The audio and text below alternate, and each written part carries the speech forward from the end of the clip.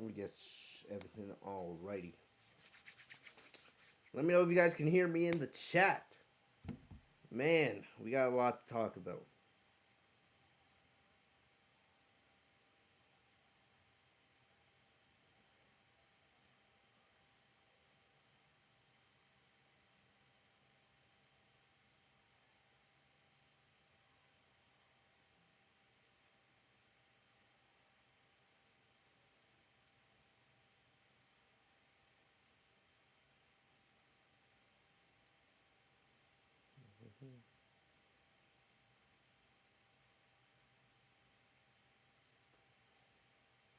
I'll give you guys a sec to get into the chat room.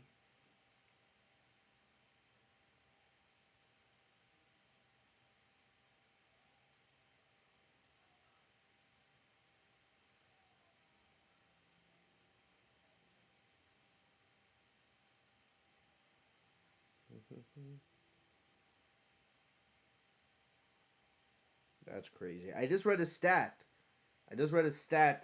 That says uh 107 minutes of rushing on a show that's been on the air for 186 minutes. That was before the main event. So 79 minutes of videos and entrances. Whoosh. Whoosh. And people are wondering why that Brooklyn crowd was so tired tonight, huh? Man, Brooklyn, New York, and you put them to sleep. If that doesn't describe this show, I don't know what does. What an embarrassment, man. Like what can we say? What can we say? What an embarrassment, man. Honestly, man, I don't know what to say. And I have my mic right here. It's not on the stand, but maybe I'll pick it up at some point. But like honestly, absolutely pathetic. Absolutely pathetic. And we'll start the review in just a sec. Patrick back there. Steelers out of timeouts. One more kneel down will end it. And the Chargers will stay right on Kansas City's heels. They go to Denver next week. And Pittsburgh will take on. Let me get a sip of my water.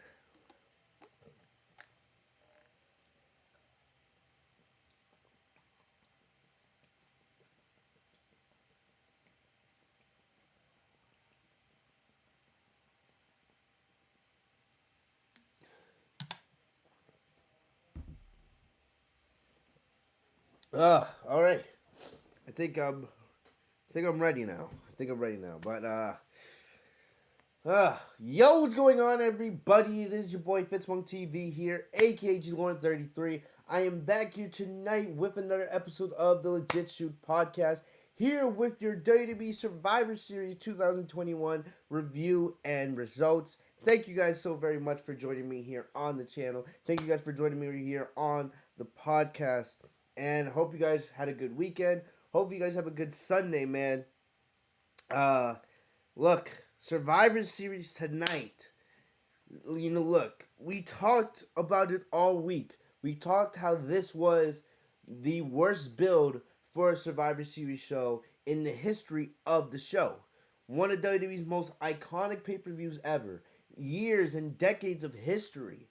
Right? When you think of Survivor Series, it's right up there with the Royal Rumble, with WrestleMania, with SummerSlam. There's a reason why it's in the big 5 pay-per-views. And tonight was probably the worst edition of Survivor Series ever. Ever. We knew going in that the build was terrible, but when you looked at the card and the matches and the amount of talent that was on the show, it wasn't a question of if the talent were going to come out there and work their asses off, because I will give the talent all the credit in the world. They worked their asses off in every single match, from the opener all the way through the main event. I got to give the talent their credit. They worked their asses off tonight, and they did everything possible to try to make this a show that you would care about. But at the end of the day, the build was terrible. The story was terrible. There was not much of investment. All right? Last year, I tried to give WWE a little bit of a pass because it was a year like It was a year unlike any other. It was COVID, right?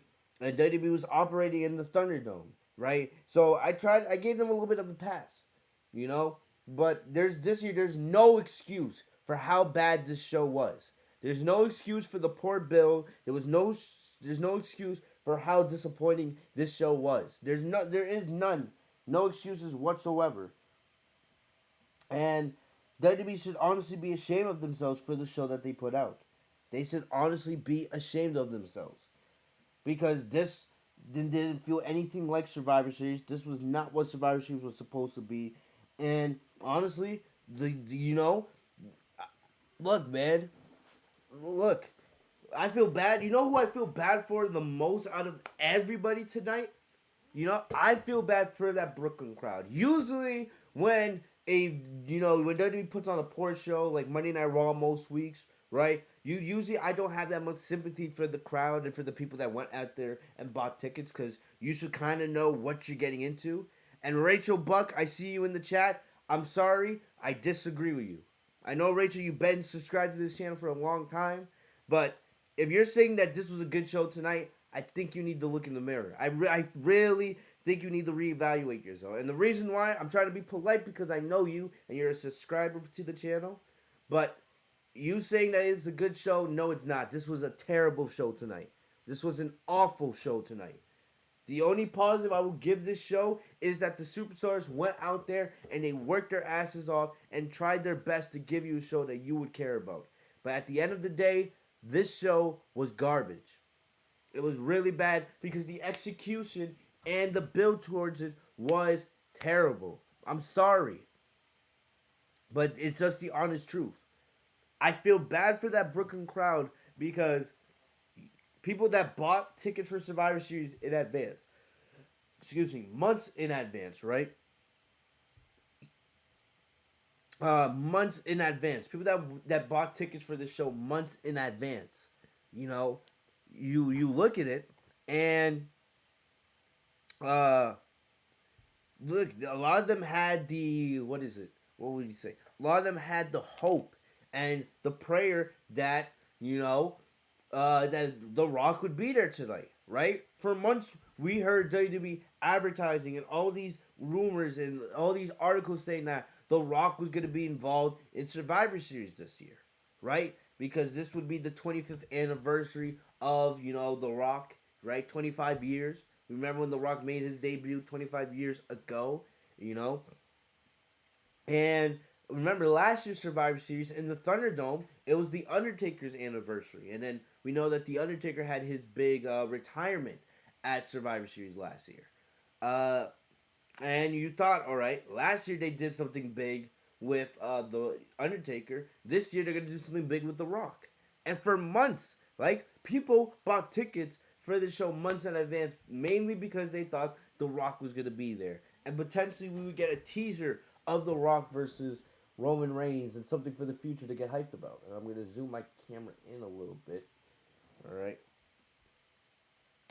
But that was the big thing that everyone was excited about. But unfortunately for those who bought tickets in advance, you didn't get anything like that. You didn't get no Rock. And the thing about it is, The Rock was all over this show. They showed after every single match, they showed epic moments from The Rock's career, from his WWE Championship victories to when he appeared on the first SmackDown on Fox a couple years ago with Becky Lynch, to The Rock versus John Cena from WrestleMania 28. They showed so many different things, making you believe that The Rock could be there, right? And throughout this entire show, no matter how bad it was, people had the hope that maybe The Rock will come out at the end. Maybe The Rock would be there, right? They had, different promotions for The Rock's new movie on Netflix, Red Notice, which is actually doing very, very well with Gal Gadot and Ryan Reynolds. And still, there was no instance, there was no Rock. No matter how much they hyped him up, he never showed. Never showed. He hasn't posted anything on social media today. So, The Rock just never showed up. And it was very, very disappointing. And I feel I feel very sorry for the fans that sat in that arena hoping that The Rock would be the saving grace for the show. No matter if The Rock showed up or not, this was going to be a bad show, right? You know, The Rock, if The Rock had appeared at the end of that main event tonight, that would have not saved the show. It wouldn't have.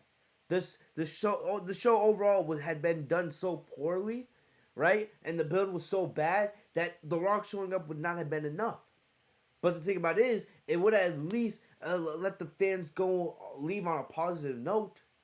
They would have been able to leave on a positive note, something to be happy about. Like The Rock showed up. Because I'm willing to bet the majority of people there tonight were probably in that arena for The Rock. There was clips going around. One of my boys went to the show. One of my friends went to the show, and he was telling me how people were falling asleep during the matches tonight. Right? They were doing the wave, and usually when you see people doing the wave at a WWE show, it's because they're not paying attention to what's going on in the ring, because what's going on in the ring is not interesting to them, and they're bored. So I do feel sorry for that Brooklyn crowd tonight. I feel sorry for those that went to that show hoping to see The Rock. Because if you weren't going to the Barcade Center tonight to see The Rock, I don't know why you were there. Because this card overall, there was nothing hype about it. Survivor Series has been done so poorly. It's a shame. It's a shame. Like I said, last year I gave them a pass because it was COVID. It was a year unlike any other. But there's no excuse for the Survivor Series that we got this year. Nothing that happened on this show mattered. Nothing. When we get Raw tomorrow and SmackDown later this week, right? There's nothing that happened on this show that's really going to mean anything for Raw and SmackDown going forward. Nothing. There's no real fallout from Survivor Series. Because there's nothing almost nothing that happened on this show is going to lead into our future. Nothing. Our next pay-per-view is not until January 1st. When we have WWE Day 1. They have the New Year's pay-per-view. I believe in Atlanta, Georgia. So, Survivor Series didn't mean anything. It's not going to mean anything for Raw and SmackDown going forward. They're just going to, go back into doing whatever storylines they were doing before. Right? It doesn't matter really if you won or lost on this show. It's not going to do anything going forward. Nothing. Right? And the thing about it is, what sucks is, even if this show was bad, they could have at least done something like build up some of the younger talent. Give us a reason to be more invested into some of these younger talent going forward. But they did nothing of that. They didn't build up Liv Morgan or Toni Storm, right? Or Shotzi Blackheart. They didn't build up Austin Theory or Xavier Woods. They didn't build up any real younger talent. It was a pointless pay-per-view, right? There were some good matches, but coming out of it, there's nothing, that's going to make you want to watch WWE going forward. There's nothing. Because this doesn't mean anything in the long run. It doesn't. They did nothing on this show to get you hyped for what's coming on WWE TV. And that's the problem. If I'm not coming out of a WWE show hyped for what's coming next, that's a problem. Because WWE doesn't have an off season. WWE doesn't take breaks. The wheel is always spinning. There's always something else on the horizon. So, there's nothing out of this show to get me hyped for what's coming in the future. Which shows how pointless this show was. And that should not be the case. But Survivor Series tonight was a failure. Right? Coming into this show, when I talked about it on SmackDown, I said, maybe potentially Sunday night after this show, I could be sitting here saying, oh, Survivor Series wasn't that bad because of, the matches and the talent that we had. But I'm sitting here tonight and I'm telling you this show was bad. It was not good. It was a waste of time. There was a couple of positives here and there, but really this show was a major disappointment and it absolutely was the worst Survivor Series ever. And there's a lot of people that are going to say the same things as I am. Usually when we come out of these pay-per-views, the community is usually a little more split. But I feel like a lot of us, from me to JD, to BC Amplified, to all your other favorite podcasters, we're all going to be pretty much saying the same thing. Right? This was the worst Survivor Series ever. It was the worst build that we have ever gotten. And it was a complete waste of time. And if you bought tickets to go see Survivor Series in Brooklyn at the Barclays Center, I feel sorry for you. And WWE should be ashamed of themselves because you were in New York. You were in one of your biggest markets. You were in the biggest market in the country. We know it. You guys know how much WWE spends time in New York, right? WWE headquarters are in Hartford, Connecticut. We know how many times a year WWE's in New York. They're always down there, right? And when they do shows in Brooklyn at the Barclays Center, or they do shows at Madison Square Garden, we know how big those shows are because it's in New York, right downtown, right? The center plaza, the center of city life in the United States. And then you go out and you present that product. You have people in Brooklyn legit falling asleep. People doing the wave because they're bored. That's shame. That's an embarrassment. And we know WWE will be back at the back in Brooklyn eventually. Remember, there was a time when SummerSlam was in Brooklyn for 3-4 years in a row. Whenever WWE does come back to Brooklyn, whenever they do come back to the Barclays Center, right? And we're all, next time they come, don't be surprised if they don't do well on ticket sales because of how poorly done this show was tonight. There's probably a lot of fans that are leaving that arena tonight unhappy because they didn't enjoy the show. And they were disappointed that they didn't get The Rock and that the show was pretty much a disaster in most aspects. This is disappointing because it's Brooklyn. That should not be the case. This is somewhere where you should be putting on your best foot forward. This is somewhere where you should be putting on some of the best shows and some of your best matches ever. But instead, you're giving us a show that's nowhere near what Survivor Series is supposed to be. And that is a complete disappointment, right? And I see Dog in the chat. He's saying that they're back in the Barclays Center tomorrow for Raw. And who cares? Who cares? I'm not hyped for Raw tomorrow. And do you think that crowd that is going to the Barclays Center for Raw tomorrow, you think they're going to be excited after the disappointment that we got tonight at SummerSlam? At Survivor Series? No. There's probably people that went to Survivor Series tonight, right? Who probably had tickets for Raw tomorrow in the Barclays Center, and they're probably saying, oh, I don't want to go. Maybe they're trying to find ways to sell their tickets because they don't want to be in that arena tomorrow. They're so disappointed and so disgusted with how poor or how bad Survivor Series was tonight that they don't want to be there again tomorrow night. It's really that simple. It's that simple. And the audacity of WWE. You have Michael Cole saying multiple times during the broadcast how they had like an attendance of 15,104 people, something like that. There is no way in hell, and there is no way you can get me to believe that arena was full of 15,000 people. There is no way. There is nothing that you can do to convince me that arena was filled with 15,000 people tonight. No way in hell. No, I refuse to believe it. Refuse to believe it. Maybe you got 11,000 max, right? But 15,000, no. I could clearly see in that arena tonight there was parts of the arena that were shaded, or that the lights were dim, where there was empty seats.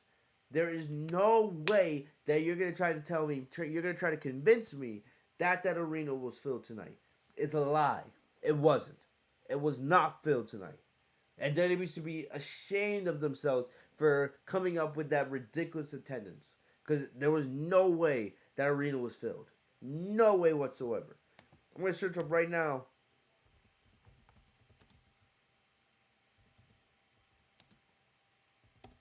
What's the capacity? The Barclays Center overall can fit up to about 19,000. Right? So about 17,000 for a basketball game, about 15,000 for hockey, and about 19,000 for, concert, right? I don't believe they had 15,000 people in that arena tonight. I refuse to believe it. Because that was a horrible show that we got, and I just don't believe it. I don't believe it. But maybe I'm wrong, but I don't think I am. But I'm sorry, man. That was a failure tonight. That was a failure. And, let me know what you guys think in the chat real quick. Let me look in the chat. Sorry, my eyes are bothering me. My eyes have been bothering me now for freaking for days. Look at the chat. See what you guys are saying about this show.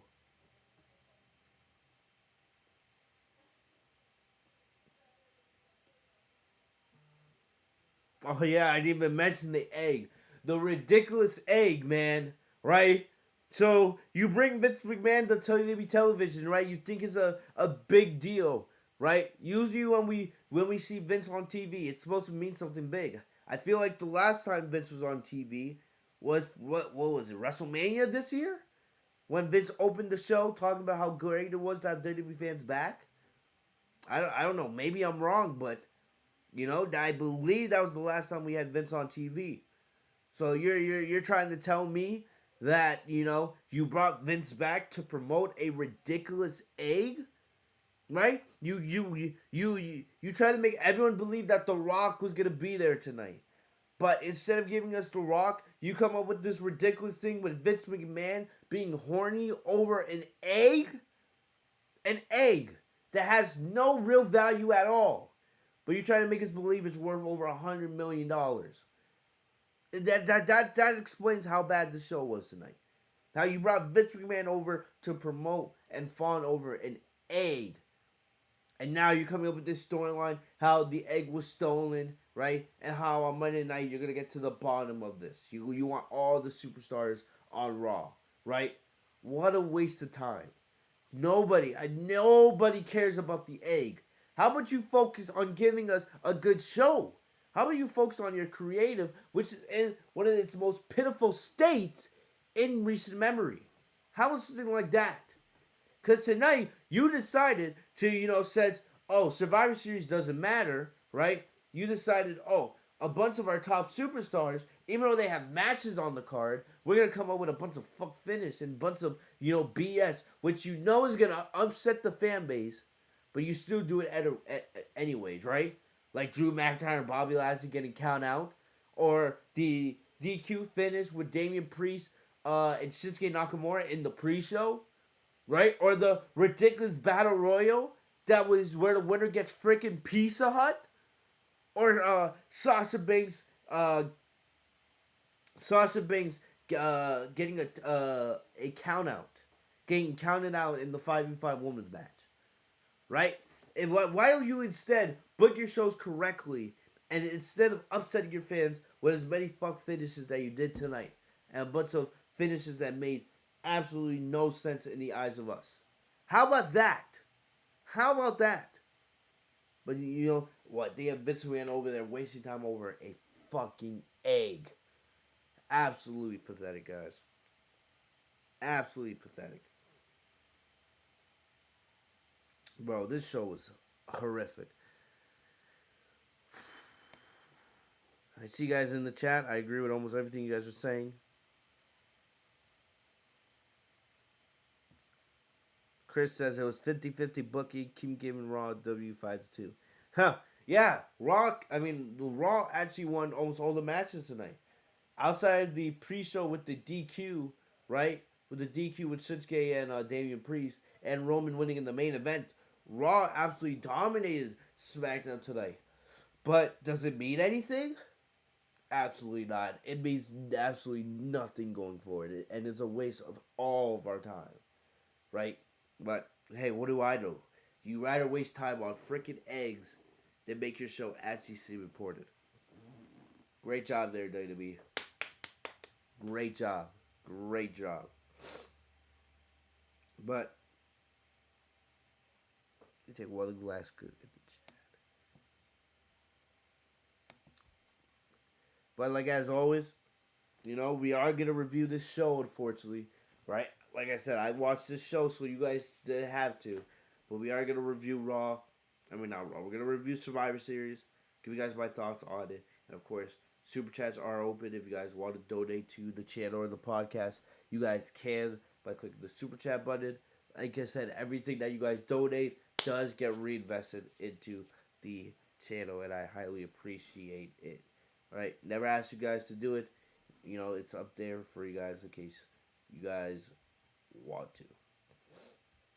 But like I said, Survivor Series, the build was pretty awful. Pretty awful. I'm putting up the notes for Bleacher Report right now.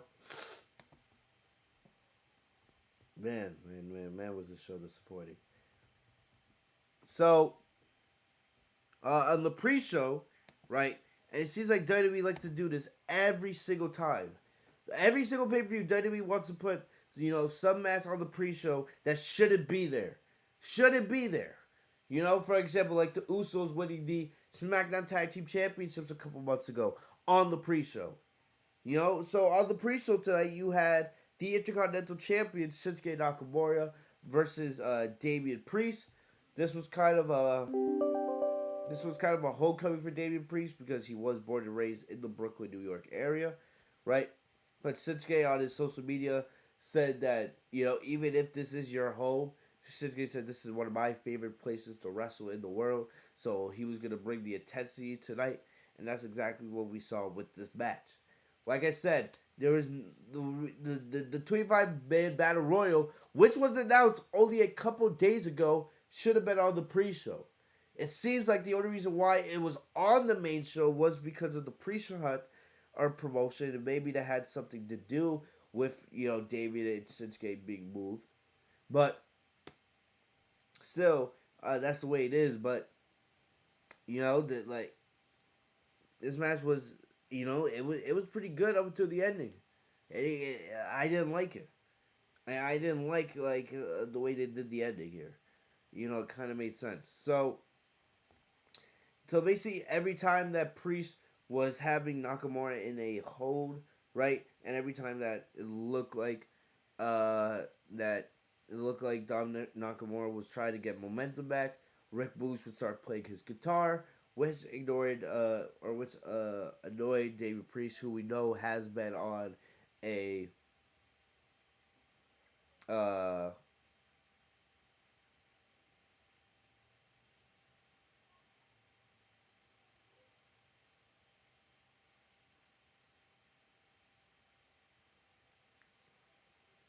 I'm just reading through this real quick.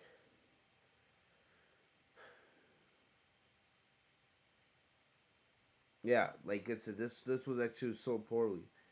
So basically, so Boogs was playing a guitar riff, right, and Priest was getting pissed, and we know that his new character has mainly been on finding peace, right? So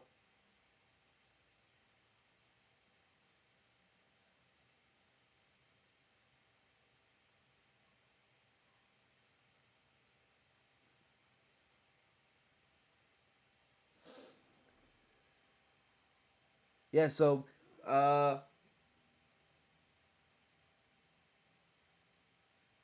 so yeah, Priest got pissed off here, and then he took Boogs' guitar, which, like I said, as a fellow guitar person myself, guitars are very expensive, very very expensive. So I was kind of surprised that Priest was allowed to break that guitar so easily, really. But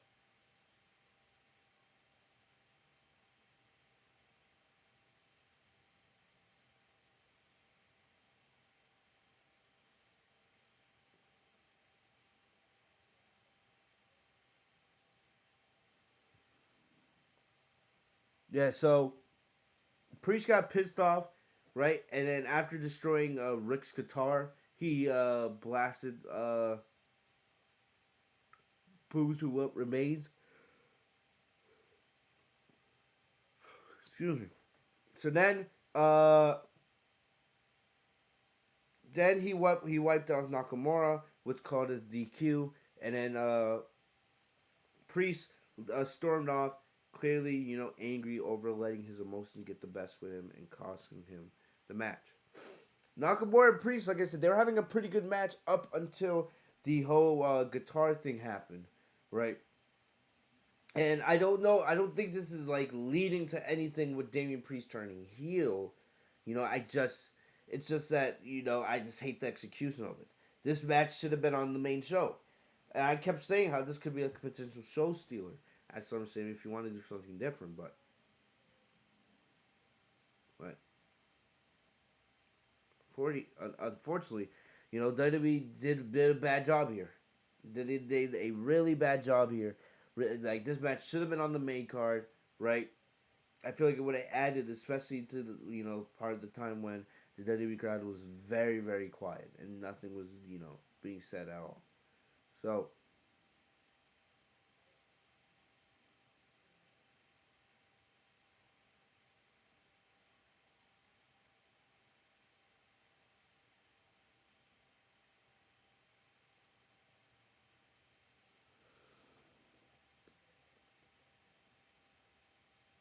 yeah, like I said, I don't know if Priest is they're turning Priest into a heel, right? Because they are going down this like he does get angry a little bit, and tonight his anger and frustration did cost him the match, but I'm not interested in seeing that. I think Priest is fine as a babyface as is, but I would not be surprised if they were potentially getting him ready for a heel turn of sorts because he lets his anger get the best of him. But this should have been on the main card. Should have been on the main card. I don't know why it was on the pre-show. Felt like a waste of time to me.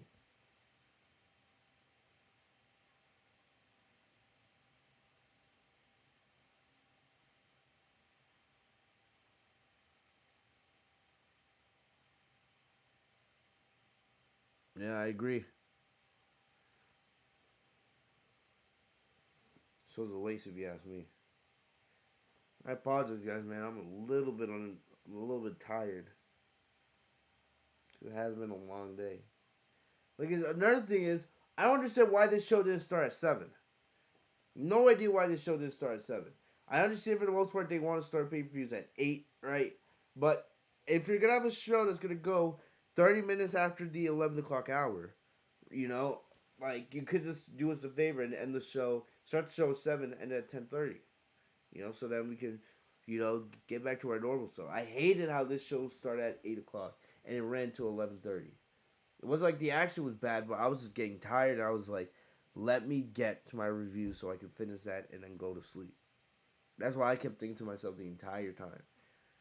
So I don't know why this show they decided to start at 8 and then finish at 11:30. I understand it's Survivor Series, but they could have done so much better. So much better. But hey, what do I know, right? What do I know? Like I said, forgive me, guys. I'm a little bit tired, bro. My eyes hurt like hell.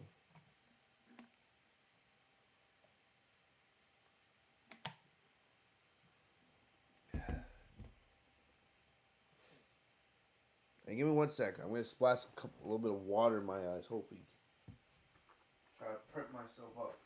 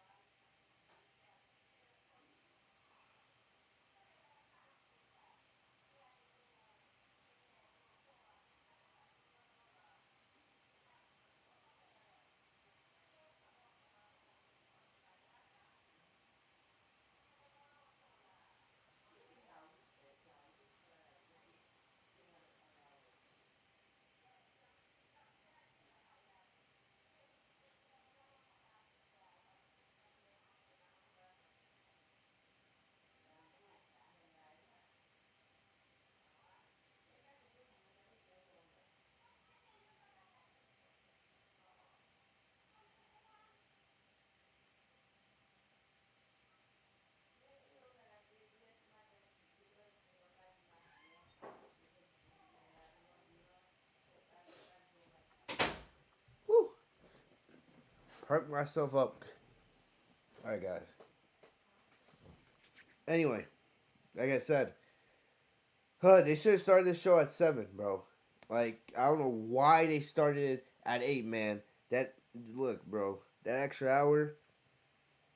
Because I was sitting around, and I was like, this is there's not a lot of matches on this card. Hopefully the show's over by around 10:30. It's not a long show, especially with how meaningless the show looked on paper. Was on paper and ended up being. But you know they started the show at 8, and then the show went all the way up to right around 11:30. I was like, why could you just start at 7? Like come on. If the card actually meant something, right? Then that's different. But excuse me, I absolutely hated how this show started at around 8 o'clock and went late into the 11 o'clock hour. Hated that. Didn't help this show whatsoever, in my opinion. But getting into the opener of the show, we had Becky Lynch, the Raw Women's Champion, versus SmackDown Women's Champion, Charlotte Flair. And if you guys know me and have been watching me for any amount of time, you guys know I had no care for this match. I had zero care for this match at all. I told you guys I didn't care about it going in, I didn't care about it during, and I don't care about it afterwards. Like we talked about early in the year, we made predictions. We made legit predictions that uh, that even when Becky was still out with her pregnancy, and while Charlotte was out getting breast reduction surgery or whatever, we made predictions saying it's still gonna end up being Charlotte and Becky at Survivor Series, and that's exactly what happened. Here we are, and we got Becky versus Charlotte tonight. I was glad. I will say this. I was glad it opened the show because it got out of the way. There was rumors going on early in the night that this match was gonna main event, and I tell you guys right now, if it had main evented, I would have started my review early. I legit, my level of care for that match, right, was less than 0%. That's how much I had no care for this match tonight. None. So I'm glad that they got it out of the way early. I'm not gonna lie, I was half paying attention because I was watching it on Discord, right? So I wasn't invested in it at all. I don't know what those freaking what those outfits were tonight. Like Becky was dressed kind of similar to like Scarlet Witch from the Marvel comics. I don't know what Becky was wearing, and Charlotte was wearing some black. So I don't know if they're going for something like, like Scarlet Witch versus Agatha from the Marvel comics. I don't know what the whole deal with that was tonight, but I was cringing with the outfits. They gave Becky and Charlotte this whole video package, like documenting their rivalry back from when, back from NXT to when Becky was the last kicker and everything like that, right? And I'm just saying there, like, look, the video package is great, but there's no care. We've seen this match 1,000 times, and people kept saying it on my Discord. This is the problem with WWE. You release superstars like Ember Moon and Tegan Knox and Ruby Soho, right? Superstars that are supposed to be the future of the women's division. Because you think about it, right? Going into 2022, since 2021's ending, Becky, Charlotte, and Sasha, it's already been close to 7 years. It's already been close. 2022, it will be 7 years since those three made their main roster debuts. And of course, we know that Bayley debuted a couple months after that. But it's been nearly 7 years since Becky, Sasha, and Charlotte took over at the top of the women's division. And they've been at the top of the women's division ever since. And they're all still pretty young. But the thing about it is, right, for the most part, they've been at the top for so long that we've seen them face everybody. And there's not many fresh feuds that you can do because you have done nothing to build up the next generation. Nothing. Anybody that comes close to their level or anybody that can contend to be at the top of the women's division, they get released. Like Ember Moon, like Tegan Knox, right? And you have superstars on the roster that could potentially, make names for themselves, like Liv Morgan and Shotzi Blackheart and Toni Storm, but you do nothing with them. You do nothing with them. You did nothing on this show to build up those women. Nothing on this show to build them up. And this is what we're talking about, right? Because we got Becky and Charlotte tonight for the millionth time. And even though it was a good match, and everyone on social media would tell you that it's a good match, but even though, it was good, I'm so sick and tired of seeing it. I've seen it so many times. I've seen it with Becky as the face and Charlotte as the heel. I've seen it with Becky as the heel and Charlotte as the face. I've seen it when they're both for babyface. I've seen it when they're both for heels. I've seen it in almost every single possible combination. I have no interest in seeing it again. Nothing. There's nothing you can do with Becky and Charlotte that will make me interested in it anymore. And that's the reason why I didn't care about this match tonight. Because we've been there. We've done that with it. I'm sorry. It's just facts. It's just the truth. We Becky and Charlotte was bad. The match itself wasn't bad, but I just didn't care. There was no story that you could tell. You could try all you want, and they tried to make this like a shoot.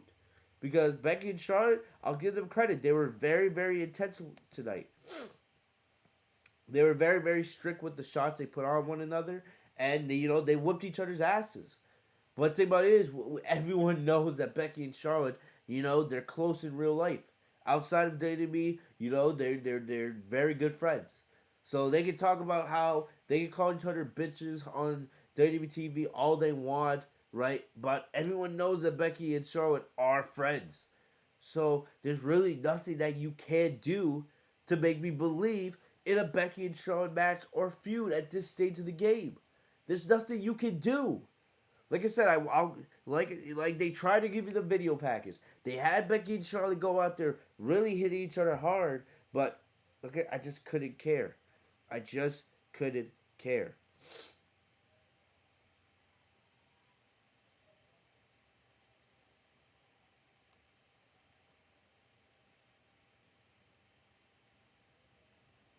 I'm gonna read Bleacher Report's analysis of the match.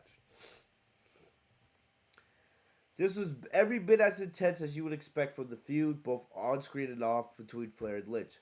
It was a fight complete with trash talking, stiff strikes, and a sense of realism that other matches don't typically incorporate. The video package, gear, and crowd helped make for a main event atmosphere, and the match itself lived up to the moment. Not that we should have expected any different. These two have worked with each other before, delivering one of the best matches of 2018 with their last women's standing match at Evolution, which I do agree with. That match was fantastic. And excuse me, history told us that they would tear down the house again, and they did. At one point, Michael Cole mentioned on commentary that we were seeing the two best in-ring performers of the generation. Not women nor men, but overall in-ring performers. That not only elevated the significance of the match, but showed tremendous progress in the manner in which WWE sees and utilizes its female talent. Lynch winning by out-cheating Flair was a great touch and provided the match with a finish that protected both women. A great start to the show and a match we will revisit when discussing the best of the year in WWE. I'm sorry, but I disagree with almost everything that Bleacher Report's analysis gave. Alright, I didn't enjoy this match at all. Like I said, I just didn't give a shit. If I had to take my personal feelings aside, sure, the match was pretty good. It was very intense, and these two went at each other, right? There was very strict strikes, and these two didn't hold back on one another, right? But here's the thing. Here's the thing. They could have done anything they want with the ring gear and the video package and all that. There was nothing you were going to do that was going to make me care about this match. And then you have Michael Cole. Bleacher Report mentioned how Michael Cole mentioned them as the two best in performers of their generation. Have we forgotten who's the best female wrestler in the world? Have we forgotten who's the best female wrestler of all time? There's three names I will say right now that become way before Charlotte or Becky when we talk about the best in the world. Sasha Banks, Bayley, Asuka. I'm close to saying even Britt Baker. But, I want to give Britt Baker a little bit more time. But, no, like, those first three, Sasha, Asuka, and Bayley, I would take all three before I would take Becky and Charlotte. Yeah, like, the fact, like, you have Michael saying the two best in-ring performers of the generation. Get the fuck out of here with that. We all know Becky and Charlotte, of course, are future Hall of Famers and all of that other, nonsense as you want to place it. But, like I said, it was a waste of time. I didn't care about it. Like, it was like, yo, out here saying this was one of the best matches of the year, all this other nonsense. Get out of here. It wasn't better than Sasha and Asuka from Survivor Series last year. If you put Sasha and Asuka from last year on this card, right, with a crowd, that match outshines this match easily. Easily. So get out of here, man. Get out of here. I believe this is a bunch of nonsense right here. Oh, saying that, oh, the two best in-ring performers of the generation. Like, fuck out of here. And the fact that this article also said, Bleacher Report also said, that it showed tremendous progress in the manner in which WWE sees and utilizes its female talent. No, it doesn't. One match does not show the progress that WWE has made with its female talent. Stop with that nonsense, please. Spare me that, please. WWE's women's division has been booked terrible, in a terrible manner all year. The women's division only has a few good moments from this year. Right? We all know that when it comes to popularity, right? Becky, Charlotte, Sasha, Bayley, those names, the four horsewomen, yes, they have popularity that can rival the men. We all know that, right? But to say that, oh, just shows the progress in how WWE sees and utilizes female talent. WWE has been burying their female talent all year. This has been one of the worst years in the history of the women's division. Right? Just because Becky and Charlotte may have had a good match in Survivor Series does not mean that WWE has made fantastic progress all of a sudden in, the utilization of its female talent. That's a bunch of bullcrap. WWE should be, whoever wrote this article should honestly be ashamed of themselves and to slap themselves in the face. That is not true at all. WWE's women's division has been ass all year. And it's probably going to continue to be ass going forward as long as WWE wants to act, the way it does. As long as Vince McMahon,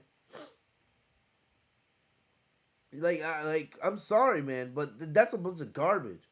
A bunch of garbage, man. Oh, yeah, this shows the progress of the women's division. All right, after how much talent has been released this year? Are you kidding me? Get the hell out of here with that. Such a waste of time. And I'm gonna play you guys the interview that Becky Lynch had after the match. Writing's not that easy, but people talk about how Grammarly can Becky help. was emotional, so let me play This for you. sentence is grammatically correct, but it's wordy. Becky, wow, what an epic match you just had against your former best friend, Charlotte Flair. Congratulations on the victory. Now, you went out there to have a match, but it looked like a straight-up fight. Is this the most emotional match you've ever been a part of? Yeah, even watching the video packages, I got a little bit emotional, Yeah, emotional. I got very emotional. Why? So you're telling me, So you're telling me this match, right? This match that you had with Charlotte tonight at Survivor Series, it was more emotional than you winning the Raw and SmackDown Women's Championships in the main event, the first ever women's main event at WrestleMania a couple years ago? This was more emotional than that moment? That's what you're telling me? Really? This is the garbage I'm talking about. Right? I'm not going to talk about this match anymore after tonight. I'm not going to go back and rewatch this match. When we think about the best matches of 2021, I'm not going to have this match on the list. I don't give a crap about this match. It meant nothing to me. I had no emotional investment in this match. But now all of a sudden, oh yeah, this was the most emotional match of my career. Are you kidding me right now with this garbage? Really? That's what we're doing? Even watching the video packages, I got a little bit emotional, because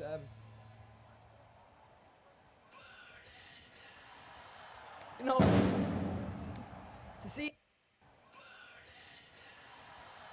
Why is he crying? To see every. Oh, aren't you supposed to be the man? What? Why is he crying here? I don't get this crap. See where we came from to where we are now. And the hatred there, the hatred going out there. And it's. Yeah, the reason why. What? The fact that you two have buried a majority of the talent in the women's division? When you guys have been elevated over everybody else, right? When you turned heel, right? When you turned heel, right? You turned heel to elevate Bianca Belair, but it's just the same old, same old. Garbage. It's so sad, you know? Like, that's somebody who I loved so much, who I trusted with my life, you know? And who we've been through everything together. We nearly died in a car crash together. And just how much we despise each other now. And I just wanted to rip her apart. Been through everything together. We nearly died, you know? And somebody who I loved so much, who I trusted with my life, you know? And who we've been through everything together. We nearly died in a car crash together. And just how much we despise each other now. And I just wanted to rip her apart out there. I wanted to rip her apart. And I didn't break her arm like I wanted to, like I set out to do. And I don't know if I'm happy or I'm sad about that, but I got the win. And now she knows she can't deny it. She can't deny it. I'm the better woman.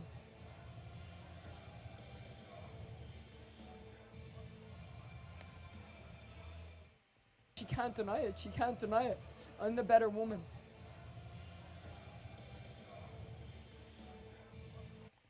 Like I set out to do. Rip her apart. That's how much we despise each other now. And I just wanted to rip her apart out there. I wanted to rip her apart. And I didn't break her arm like I wanted to, like I set out to do. And I don't know if I'm happy or I'm sad about that, but I got the win. And now she knows she can't deny it. She can't deny it. I'm the better woman.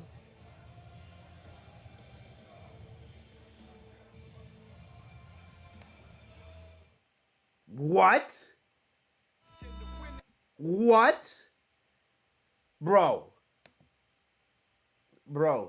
Look. I'll say this. Well, bro, I'll say this. I don't know if something's changed between Becky and Charlotte over the last couple years, right? I don't know if all of a sudden that Becky and Charlotte are, I don't know if they're just like, they're no longer friends, you know? Because that kind of felt like a little bit of a shoot there. I don't give a shit because I don't give a crap about neither one of these women. You know, I have no investment in Becky versus Charlotte. I guess, you know, maybe, you know, something.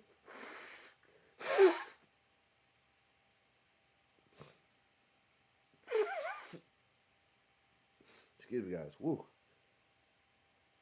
I guess, I don't know, something changed where those two actually don't like each other anymore. I don't know. But at the end of the day, I don't give a shit. I don't. Right? Becky could cry all the tears that she wants and talks about it. Please. At the end of the day, hey, Sasha Banks is better than both of you combined. I don't care how many titles WWE gives you. I don't care what WWE does. At the end of the day, I'll pick Sasha and Bayley and Asuka over you two any day of the week and twice on Fridays. Stop wasting our time. Fuck out of here with that crap, bro. For real. It's a bunch of nonsense if you ask me. It's a bunch of nonsense. But, well, like I said, what do I know? What do I know? But look, watching Becky cry, be emotional here, man. You know, I can't help but laugh. I really can't help but laugh because I find this absolutely ridiculous. You guys talking all this Becky and Charlotte crap. Sure, the match may have been good, whatever, you know, but like what a waste of time. What a waste of time. Oh, but anyway, the match itself was very, very physical. These two went after each other very, very hard. They were hitting each other with strikes. Trading things back and forth. Lynch sent Flair off the top rope and into the guardrail. Then at one point, Charlotte powerbombed her way out of Becky's disarmor. Then she sent Becky into the middle turnbuckle, and then she was talking trash. I did like the trash talking. You know, I always like when two people are talking trash to each other during a match, all right? So, Charlotte was talking to Becky, talk your shit, Becky, talk all your shit. Lynch fought back. Then, delivered a middle rope leg drop to the back of her opponent's head. Then Flair rocked Becky with a big boot for another near fall. Lynch answered with an inverted DDT. Right, Becky then delivered the manhandle slam, but Flair got her foot over the bottom rope to break the count. So then Charlotte did a top rope moonsault, which you guys know how much I hate Charlotte's moonsault, right? When Charlotte went for the moonsault, on the replay, Charlotte didn't even hit Becky. She missed Becky by a good couple feet, right? And then you have Becky out there trying to sell it. Charlotte's moonsault is so garbage, right? You can talk about how good it looks in the air all you want, but the landing is so atrocious every single time. It's awful. Then, back inside the ring, Flair tried to use the ropes for added leverage on a roll-up, but the referee caught her. But then Lynch was able to reverse it, and then she used the ropes herself and got the win. So you had to remind yourself that both women are heel, right? But so Becky wins using heel tactics, and that was that. Right? Becky kept holding on her championship belt as Charlotte could just smile, and she left the ring. And that's how the show started. Like I said, I had no care for it. I will not go back and rewatch this match. You guys can talk about it all you want, but like I said, tomorrow Becky and Charlotte will go right back to burying more main event talent. We all know that's going to happen, right? Becky and Charlotte will go right back to burying. Becky will bury Liv Morgan, just like she buried Bianca Belair, and then Charlotte will bury Toni Storm. So, there you have it, guys. That's what's going to happen. But, yeah, that's that. But, anyway, don't care. Don't care. Waste some time. Next up, we had the men's traditional Survivor Series match, Raw versus SmackDown. It made sense that, you knew that whatever opened the show, no matter if it was men versus women, they were going to have one of the traditional Survivor Series matches follow and then do the other before the main event. So, since the women opened the show, they did the men's 5v5 here. Like I said, just like almost everything else on this show, this match did not matter. This match did not matter. I will give credit to the superstars for going out there and doing their best to make us care, but this did not matter at all. And some of the illogical decision making that you got in this match, man, it's just, it's mind blowing, truly mind blowing. So, basically, you got all of the. Everybody came out. I was glad they did this, actually. Because, in years past when it came to the Survivor Series, they would have Raw and SmackDown wear t-shirts, right? Colored t-shirts, which is cringy as hell. Instead, just keep it simple. You could just have them wear freaking armbands. But what they did tonight mainly is they had them wear, like, ring gear, representing what brand they're on. So, like, Bobby Lashley from Raw and Seth, and they're wearing like red ring gear, while on SmackDown, superstars came out wearing like blue ring gear. So, the match began, and Kevin Owens, right? Kevin Owens was arguing with his teammates, especially Seth Rollins. We know KO recently turned heel. One thing that Danny, Geekdom 101, one thing that we were talking about during our Discord is, since a lot of these superstars are kind of in the middle of, I'm not going to say pushes, but they're in like major programs, they can't really look weak.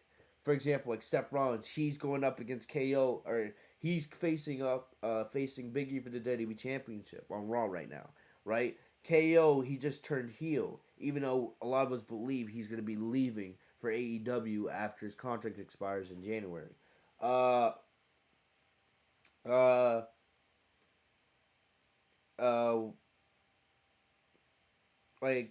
Stuff like that. So a lot of them be like Drew McIntyre and Sasha Banks and Bobby Lashley, other big names, right? WWE did not want them to look weak or be pinned and look weak in that matter. So there was a lot of fuck finishes tonight. We already talked about what happened with Shinsuke and Damian Priest earlier in the show. That should have never happened, and it was a waste of time.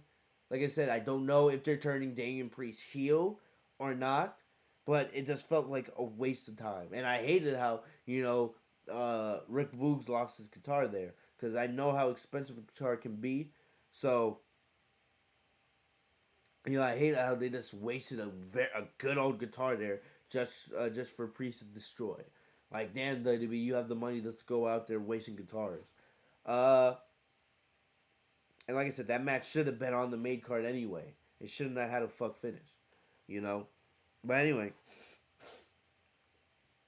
so basically, with Kevin Owens arguing with his teammates, right? Owens acting like he wanted to start the match and how he was excited to go up against Xavier Woods, but all of a sudden Owens left the ring and allowed himself to be count out, right? And he just had no care. So it's an easy way to get heel heat, of course, but it was just like, really, this is what we're doing? This is why I'm saying Survivor Series did not matter.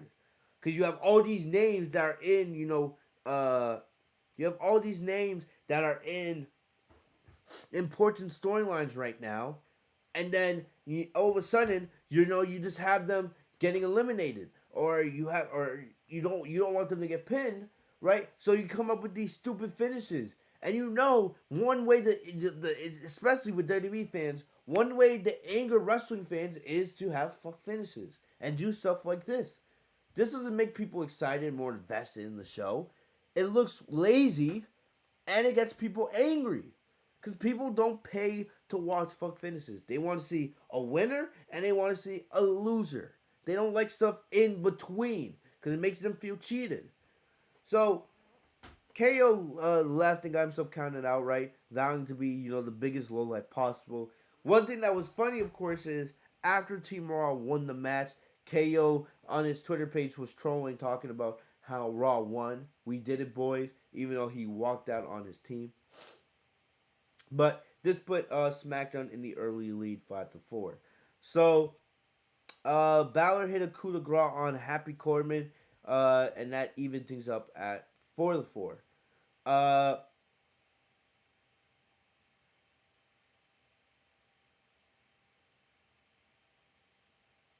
So, Xavier Woods, right? Woods had a couple of good moments here early, but then he got put into the Hurt Lock from Bobby Lashley, and he got eliminated. And here's the thing.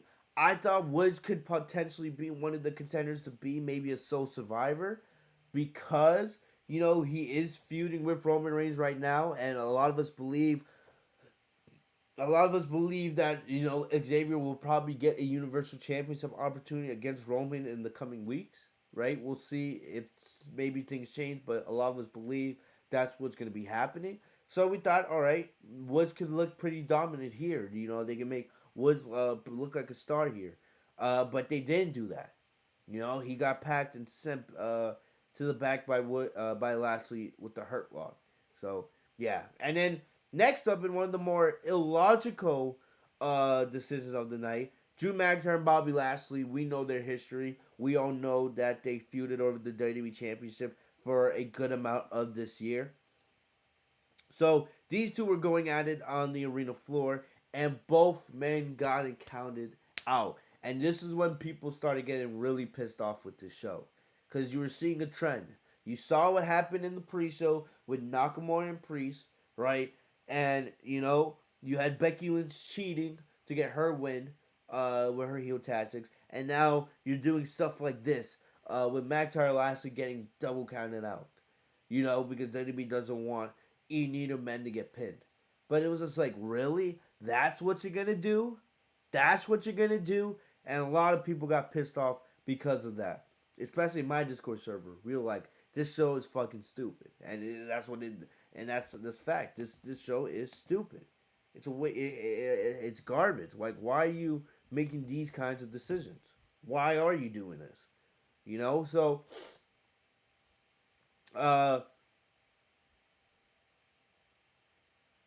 So the match continued, and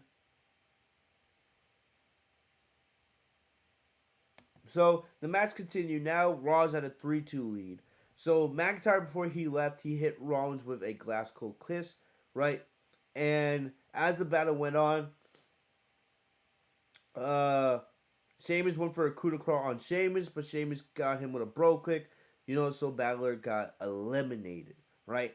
I thought Balor was supposed to be built up as one of the top baby faces on Raw. But here he is getting eliminated easily in this Raw Survivor Series match. Right? I understand that Big E's the top baby face right now as the WWE champion, but I thought Balor was getting pushed as the top baby face. I don't know, I guess that was a joke, right? Pathetic. So Balor got eliminated and now it was at 2-2. So Sheamus and Hardy were working together, right? But then all of a sudden, Austin Theory was able to roll Sheamus up, which got Sheamus eliminated. Sheamus then, in frustration, decided to hit Jeff Hardy with a strike, right? So I guess he blamed Hardy for not being on the apron when he needed to be, and then he left. So then it looked like Rollins and Theory were gonna just have the 2-on-1 advantage and just take out Hardy easily. But Hardy persevered and kept fighting, right? He delivered a Swanton bomb to Theory and got him eliminated. And then it was just down to Hardy and Rollins. And then Hardy went for another Swanton bomb, but Rollins was able to get the knees up just in time. And then he delivered the stomp moments later to get the victory, right? So look. The match, this was bad because of the illogical decision making with the eliminations. Kevin Owens walking out, McIntyre and Lashley getting counted out, right?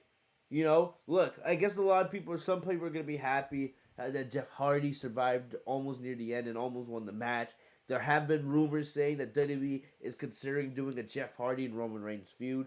I'll be honest with you guys right now, I have absolutely no interest in that match. I've gotten to the point where Roman Reigns is that it's so obvious that he's going to win every match you put him in. And there's nobody that's going to beat him right now. There's not a legend. There's not one superstar on the roster right now that there's not one superstar on the roster that's, you can even make a case for it that's going to beat Roman Reigns for the Universal Championship. Not one. So even if you do Hardy and Roman, maybe they can give you a good match, but we all know that Hardy's not winning it. So why the hell would I care? I'm at that point with Roman. As great as Roman is, it's just so predictable and so obvious that he's not going to lose a match anytime soon that it's just like, I don't really care. The intrigue is gone. You can try to give me an interesting story, but, I still know that Roman's going to win. Because they're trying to make Roman the most dominant champion ever. So it's just like, I'm just sitting there and I'm just like, really? Like, I just don't care. I just don't have that interest. It's just so obvious. It's just way too obvious. So, this was just poor in my opinion. I'll read you guys the Bleacher Report analysis. There were 3 countouts in the span of this match. The Owens ones made sense. But if WWE Creative was that concerned with protecting Lashley and McIntyre, why even put them in the match? Agreed. Why not leave Rey Mysterio Dominic? Why not book someone other than McIntyre in that spot? The treatment of King Rhodes made little sense either, considering he has been positioned as a top babyface on SmackDown. Why beat him so decisively, as if he was an afterthought after spending weeks working with Roman Reigns? Like I said earlier, I thought there was a chance maybe Woods ends up being the sole survivor. But, they just had Lashley casually take Xavier out. I'm just like, wow. Like, really? That's what we're doing now? Does it not matter at all that Xavier is currently feuding with the Universal Champion on SmackDown? Like, I don't know.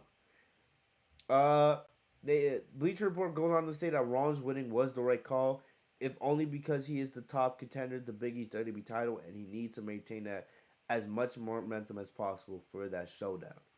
I guess, but still, this should have been a way to elevate Austin Theory or Xavier Woods. Rollins is a set man, win or lose. Doesn't matter. But, I don't know. What do I know, right? This was a complete waste of time, in my opinion. Like I said, if Jeff Hardy goes on the feud with Roman Reigns, I'm not going to really care that much because I know Hardy's not winning the title. So look, I'm happy that I guess people are excited that Hardy looked good tonight and Hardy looked like a star for the first time in a while. But like I said, I have just no care for this. And I think I'm slowly coming down with a cold. But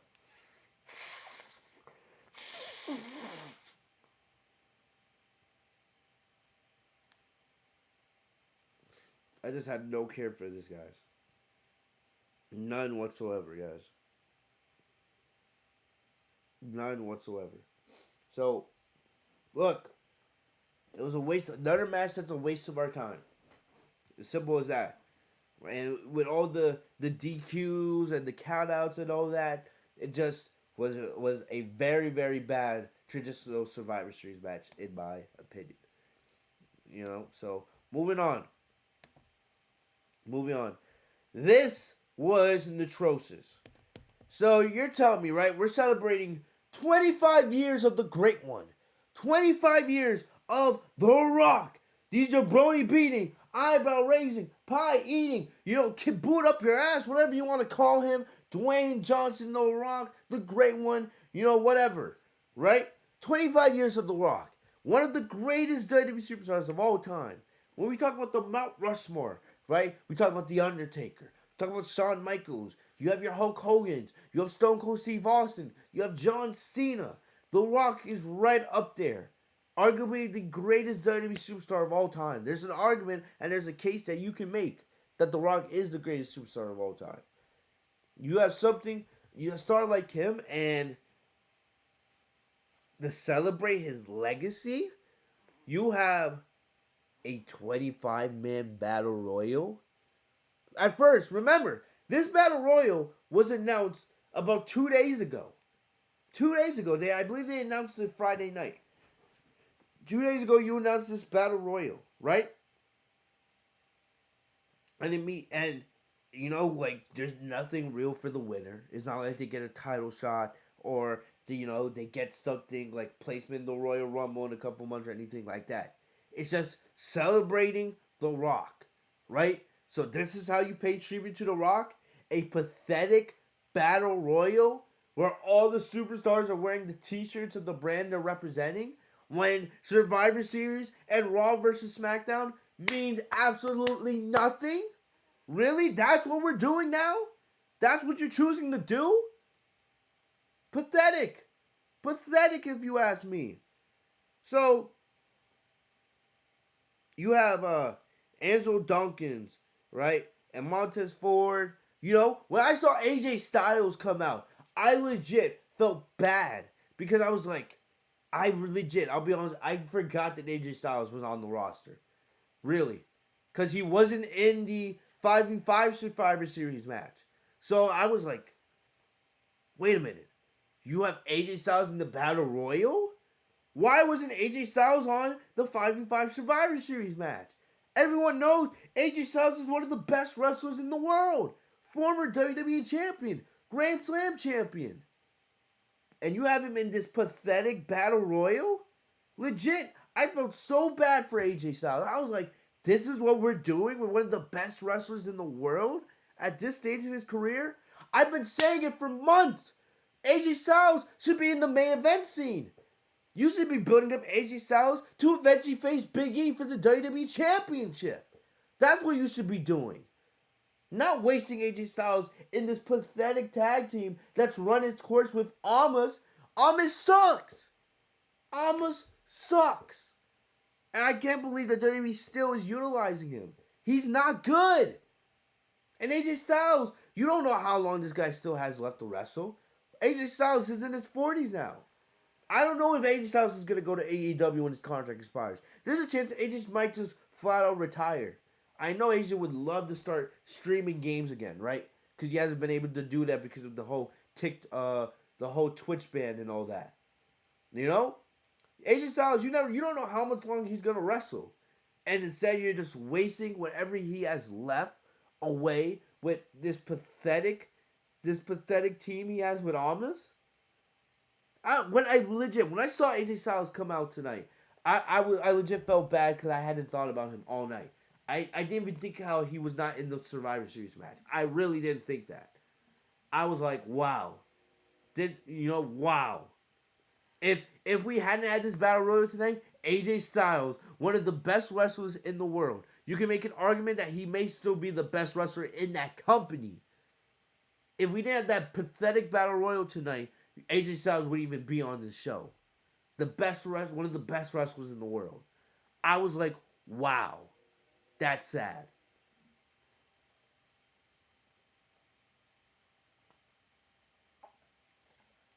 And to make matters worse, the whole thing for this battle royal, because I said earlier, right? Why wasn't the battle royal on the pre-show and Damian Priest versus Shinsuke Nakamura was on the main show? Why wasn't that the case? Well, come to find out that this was a whole sponsorship for Pizza Hut, right? The winner of the match would get Pizza Hut.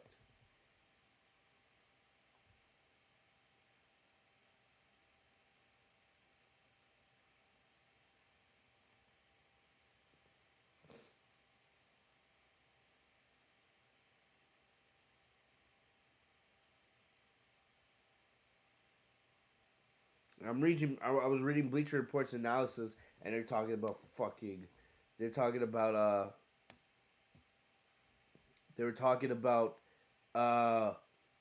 what is it? They were talking about Almas looking like a star. Pathetic. Anyway, look, the winner gets Pizza Hut, bro.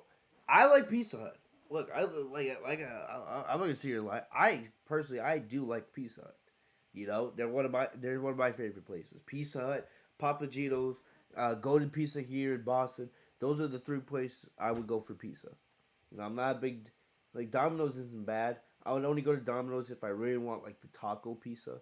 But, you know, still, the fact that this match was for Pizza Hut, I was like, really? This is what we're doing? It just shows how much they didn't care about Survivor Series. This match meant nothing when it came to Survivor Series. Absolutely nothing. They did this match just to promote Pizza Hut. Probably because Pizza Hut paid them a shitload of money to promote the Tastemaker Pizza. Because they had a bunch of Tastemaker pizzas on the entranceway and around the ring. Right? So, that's absolutely pathetic. Pathetic. You know, that they made a stupid battle royal just to promote Pizza Hut. Terrible. So, you had Angelo Dawkins, Montez Ford, Dolph Ziggler, Robert Roode, Angel Garza, Humberto, T-Bar, R-Truth, Drew Gulak, Commander Aziz, Paulo Cruz, Cedric Alexander, Shelton Benjamin, Otis, Chad Gable, Jinder freaking Mahal. You had Shaky, Eric, Ivar, Mansoor, Cesaro, AJ Styles, Almas, Ricochet, and Sami Zayn. So, Styles, Almas, Ricochet, and Sami Zayn were the only ones that got entrances on screen, right? And I will say this, I am sad because Sami Zayn did recently re-sign with WWE, which I don't know why. I feel like if Sami Zayn took that gimmick over to AEW, there's so much that he could do with it. But Sami Zayn has re-signed, unfortunately, so I guess he doesn't want to succeed anymore with his career. But anyway, Sami Zayn, they changed his theme song. So another great WWE theme song is gone. Great, man. You know, let's go. Because remember, you would have people in the crowd singing his theme song, and then after his entrance, people would still be singing his theme song. Right? But then, you know, now one of my favorite theme songs is gone. I was legit, when he came out tonight, I was like, what the hell did they do to Sami Zayn's theme? They gave him more of this military style theme, right? That goes with his, you know, Liberator gimmick. But I was just like, this is what we're doing with Sami Zayn? Really? Pathetic. So, Sami Zayn, one of my favorite theme songs, is now gone. I would play it for you guys here on stream just so we could listen to it together, but, you know, we all know that would be copyright in an instant, so I'm not going to waste my time, right? But, look. I'm just looking in the chat really quick.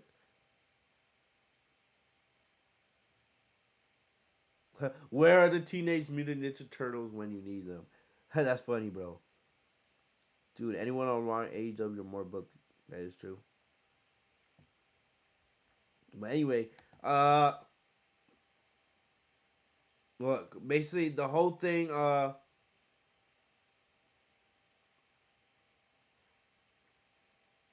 so Almas basically dominated this match, right? You know, he eliminated a bunch of people like Dawkins, from Angel Dawkins to Montez Ford. He won the match by eliminating Ricochet. And then it was at the end of the match that they announced that he would be getting a bunch of Tastemaker pizzas. But instead, the Street Profits got some payback by stealing a bunch of the pizzas and then throwing them into the crowd. So some fans tonight did get some free pizzas. So I guess congratulations, I guess, right? Whatever. But yeah, that was that. You know, look, I've been saying the same thing about Almas for most of this year. The guy sucks. He has not showed any progression in the ring. WWE continues to try to push this guy as a dominant big man, as this huge force of nature, but it's just like the guy has not improved at all. He's still the same slow slug that we saw at WrestleMania debut. He has not done anything different. If you compare Almas from WrestleMania to now, right, the last, 7, 8 months, he has not changed at all. There is nothing different about his gimmick. And he has not improved in the ring at all. It's the same slow slug material. The guy moves like an ant. He does one move, and then he taunts. And then he walks around for 30 seconds thinking about what he's going to do next. The guy sucks. The guy sucks. I don't understand why WWE keeps pushing this guy. If he could actually improve and get better in the ring, that's different. But when the guy's the same, when the guy is the same way that he's been for the last, all year, and he hasn't made any improvements in his wrestling ability, it's like, why are you wasting our time continuing to push this guy down our throats? The guy is not going to get better. It's a waste of time. It's a waste of time. Oh no, and I agree with you, World of Wrestling. Almas is like the Big Show. They're both garbage. They're both garbage at this stage of their careers. But yeah, this was a waste of time. And this truly, if I had to take one match from this show to show you how much Survivor Series truly doesn't matter, it was this one. It was this one. Very, very bad. And at this point, this is when the crowd started falling asleep. But next up, we had the Raw Tag Team Champions, RK Bro, versus the SmackDown Tag Team Champions, the Usos, right? I was excited for this. I was excited for this match. And I talked about on the Survivor Series predictions that that I had RK Bro winning this because it's always hilarious every single time the Usos lose a match. It's always hilarious to see Roman Reigns get on them because, Roman never loses a match, right? And the Usos lose like a match like once a month. So I had RK Bro winning this match for that reason, and that's exactly happened. That's exactly what happened. Bro, I love both these teams. I love both these teams, and this was a sneaky good match on what was, in my opinion, a very disappointing show, a very bad show, if you ask me. So RK Bro, they got a huge ovation from the crowd, right? Huge pop. When I tell you, man, this team is so popular, right? Riddle, out of all the guys that have come up from NXT, and so many of them have not succeeded on the main roster. So many of them have been released. The fact that Riddle has found success, he's over with the crowd, he has a gimmick that we all love. Him and Randy Orton are fantastic as a team, right? It's great to see. It's great to see. And the thing is, Riddle and Orton, this storyline's been going on almost all year. Remember, it started after WrestleMania, after Orton finished the feud with The Fiend. After The Fiend, disappeared after WrestleMania and then got released, right? When Bray Wyatt got released. This storyline's been going on now for a good, 7 months. And still, they find ways to keep Riddle and are to keep Riddle and Randy Orton fresh, and I love that. I love these two as a team, man. But this was a hard hitting match. This was a hard hitting match. Basically, for most of the match, Randy Orton did was on the outside because Riddle Riddle was getting dominated by the Usos, and we do have to mention. Congrats to Randy Orton. You know, he set a WWE record tonight. A lot of people are talking about it. John Cena tweeted about it. Kane tweeted about it. So Kane previously held the record for the most WWE pay-per-views, right? Or pay-per-view matches. It was 176. Randy Orton surpassed that record tonight with 177. That is a lot of matches. So, for example, for the most part,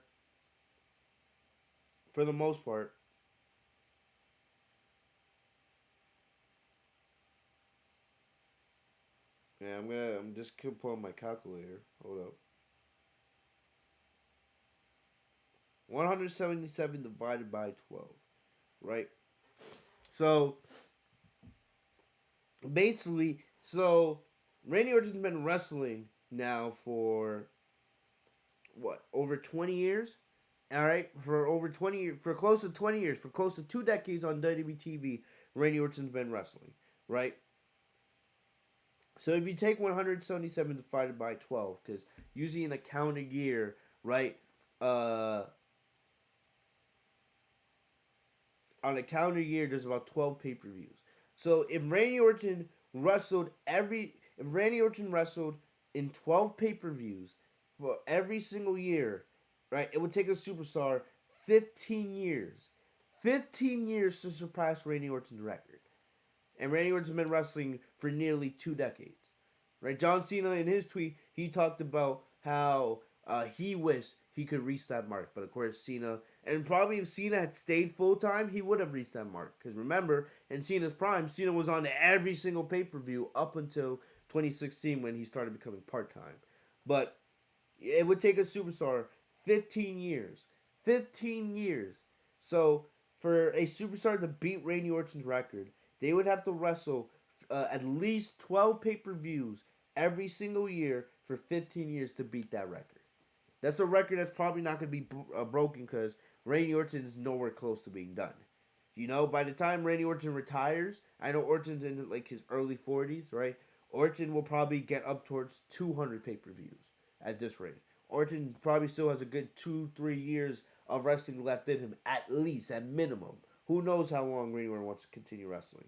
But congrats on Randy Orton for reaching that pay-per-view record, man. That is huge, bro. Huge. And he is one of the all-time greats. You know, when we talk about the greatest of all time, we don't always mention Randy Orton, but he is a legend, and he is one of the all-time greats and one of the greatest superstars of all time, right? When we talk about, like, the top 10 WWE superstars of all time, I think Orton's in that top 10.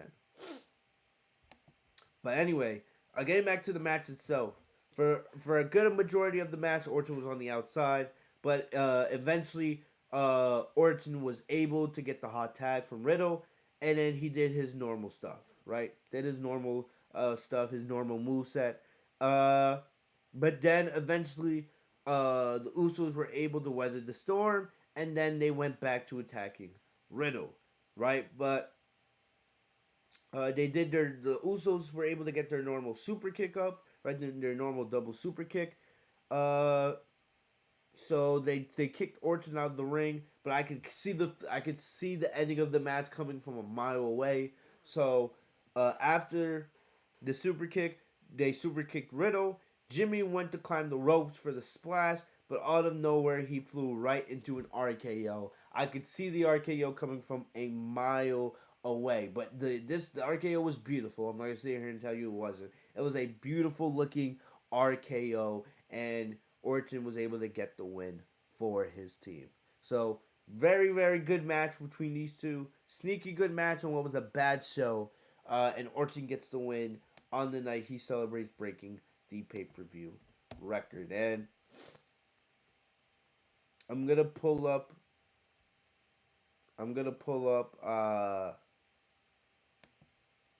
Orton was interviewed backstage after the match. I want to play that for you guys.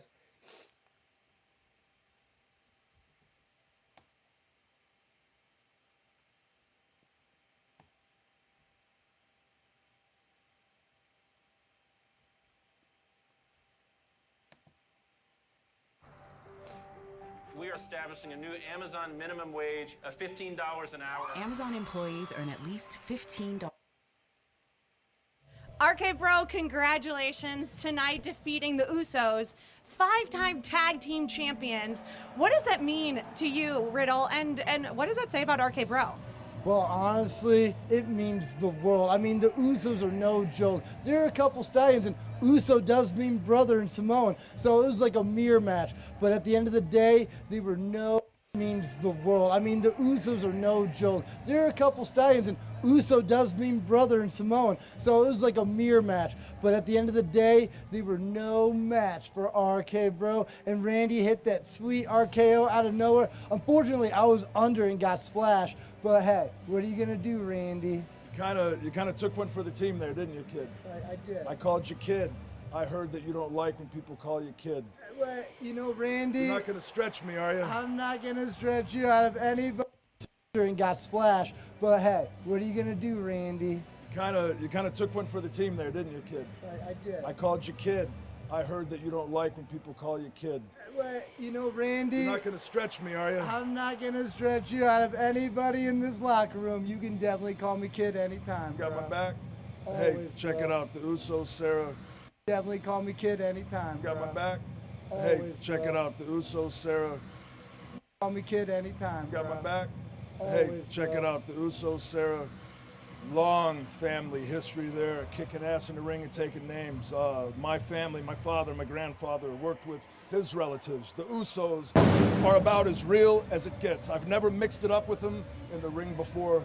Maybe dropped them when they were debuting 15 years ago, but I was very taking names. My family, long family history there, kicking ass in the ring and taking names. My family, my father, my grandfather worked with his relatives. The Usos are about as real as it gets. Grandfather worked with his relatives. The Usos are about as real as it gets. I've never mixed it up with them in the ring before. Maybe dropped them when they were debuting 15 years ago, but I was very impressed with the Usos tonight. I can't wait to do it again. I can't wait to do it again, and maybe the Usos tonight. I can't wait to do it again. I can't wait to do it again, and maybe put these bad boys on the line, and maybe we take those titles from them, consolidate the tag team titles. We could rough pass. Rough pass. Hey, I'm not against them merging the tag team divisions. I've been saying that for, over a year and a half now? There's barely any teams left in WWE. You need to merge the tag team divisions. And I would have no problem with RK Bro being the unified tag team champions. I would love that. I think they should do that. Merge the tag team divisions on Raw and SmackDown. One set of tag titles. Because clearly, you don't care about tag team wrestling when you're breaking up teams every single week. So, I would love if they would merge the tag team divisions and have RK Bro be the unified tag champions on Raw and SmackDown. I think it's about time to take a... Let's go hit the dusty trail, bro. Street Profits are dressing. Is it that way or that way? That way. But gentlemen, before you go celebrate, Oh. I need to talk about career history. Randy, we have to bring this up. Trail, bro. Street Profits are dressing. Is it that way or that way? That way. But gentlemen, before you go celebrate, Oh. I need to talk about career history. Randy, we have to bring... But gentlemen, before you go celebrate, Oh. I need to talk about career history. Randy, we have to bring this up. Tonight, you broke the record for the Look at most the smile on history. Randy Orton's Randy, face. we have to bring this. Yeah. Before you go celebrate, Huge smile on I his need face. to talk about career history. Randy, we have to bring this up. Tonight, you broke the record for the most pay-per-view matches in WWE history. I'm about to break the record. What is- The longest interview ever. Stammering on and on. No, today's pretty special. And, we're in Brooklyn. My youngest daughter's name is Brooklyn. She turns 5 tomorrow. She was sitting front row with my wife. My wife is from Brooklyn. Very cool to be here in Brooklyn. But I got to admit... Oh, that's cool. Orton's family was there. And you guys know Randy Orton's wife is He is a lucky man. His wife is W. She is a W. She is a 10. She is something else. So that was cool that Orton's wife and kids got to be there front row to watch that match tonight. Brooklyn, New York. Why you got to give me so much? How come every time I come here, you got to give me so much crap? I don't understand. But listen, I love you anyway. It was fun. It was a pleasure. And I hope to one day come back here and entertain everybody. And who knows, maybe 10 years from now, I'll still be doing it, setting records like I am now. So there you go. There you go.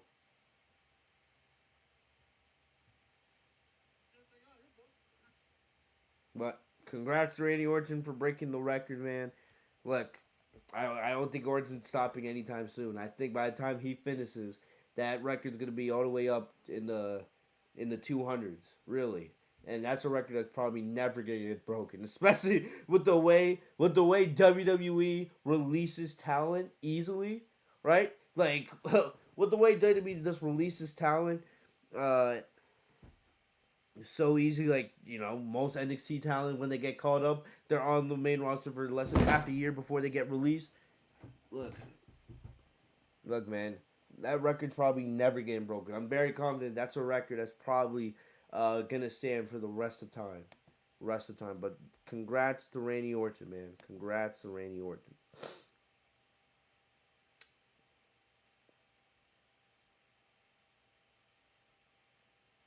What's next? Talked about. Next up, we had the women's traditional Survivor Series tag team match. Team Raw versus Team SmackDown, right? Team Raw led by Bianca Belair. Team SmackDown led by the best female wrestler of all time, Sasha Banks, right?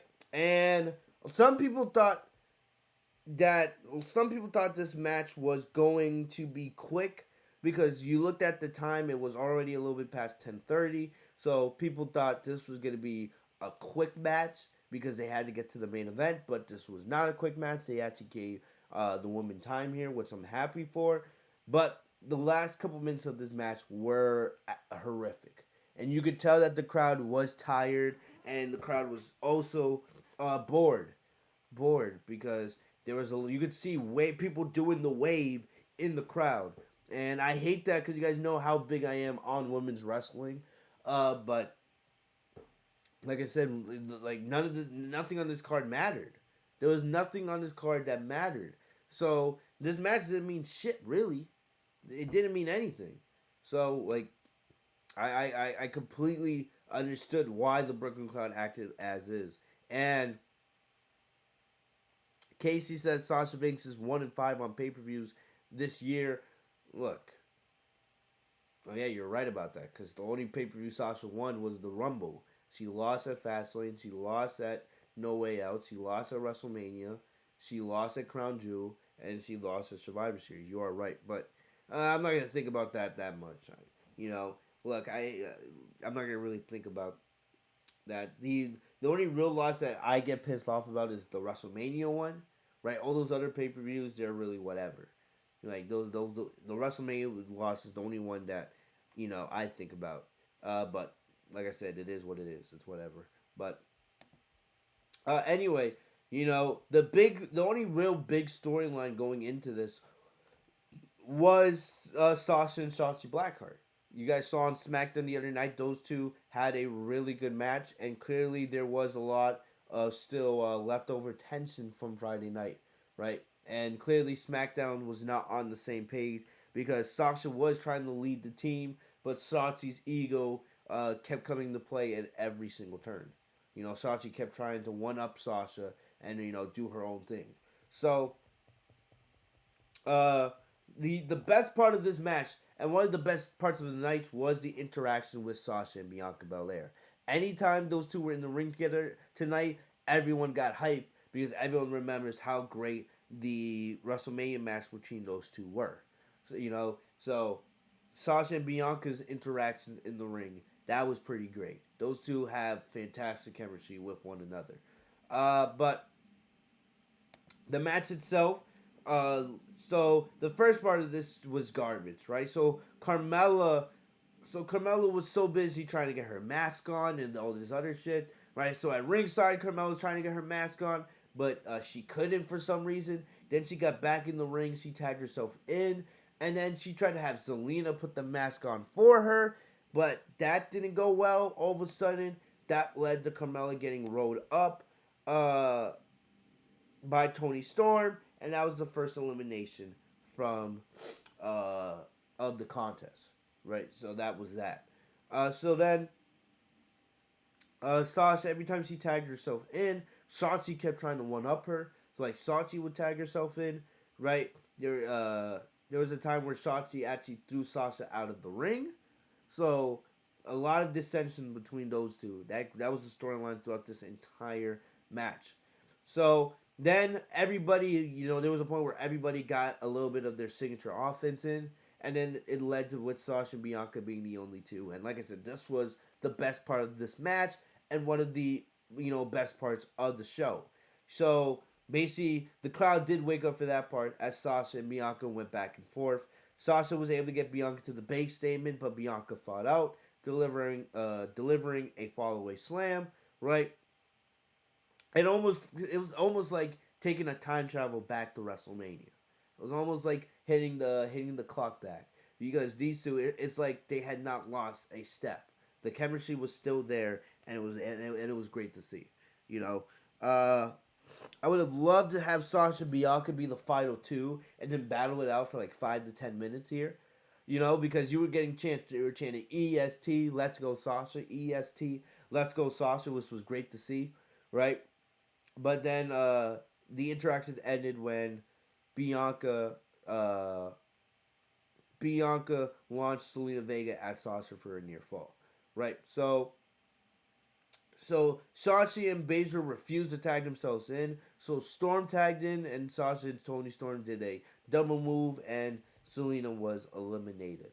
So then Liv Morgan entered the ring. You guys got to remember, Liv Morgan is going to be challenging Becky Lynch for the Raw Women's Championship going forward. So I thought there was a chance that I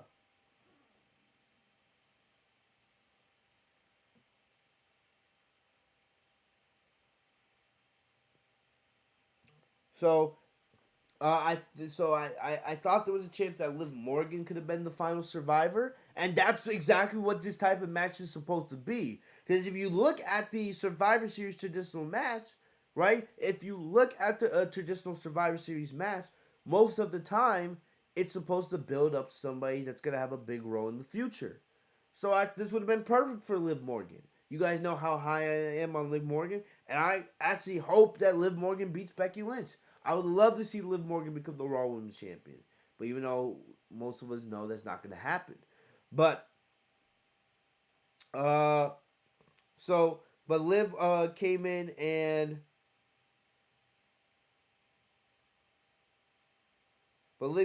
and she was able to get rid of Toni Storm, right? But then Baszler came in and then applied the coup de clutch on Morgan, and that ended Liv's night.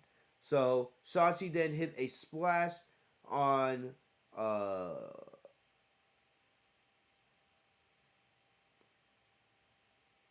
Shotzi did a splash on, who was it? I'm forgetting who was it. I think it was on Rhea Ripley, if I'm right, but I don't know. My notes are a little bit off here. But yeah, Shotzi did a splash, and then Sasha did the same thing.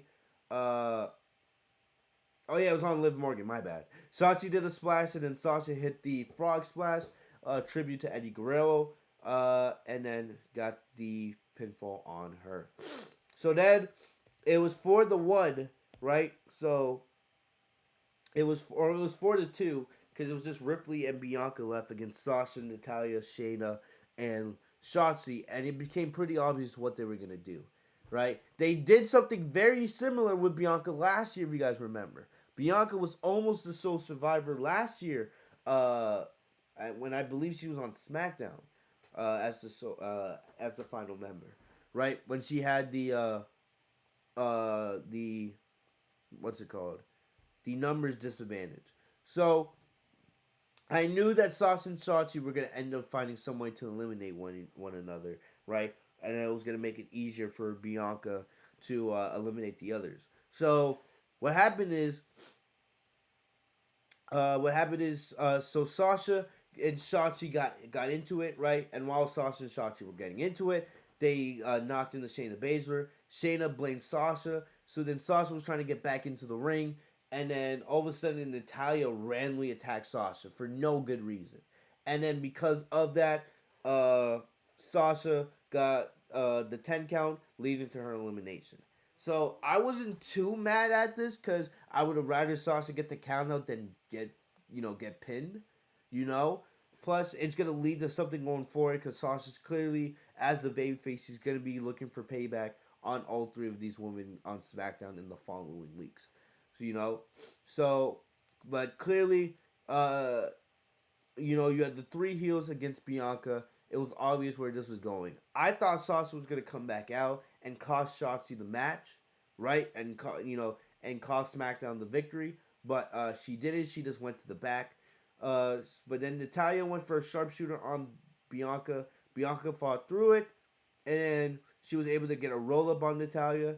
Then she was able to get another roll up on Baszler, and these two eliminations were garbage. Like the way the roll up looked, it was a poor roll up, and it didn't look good. I didn't like how quickly they had Natalya and Baszler get eliminated here.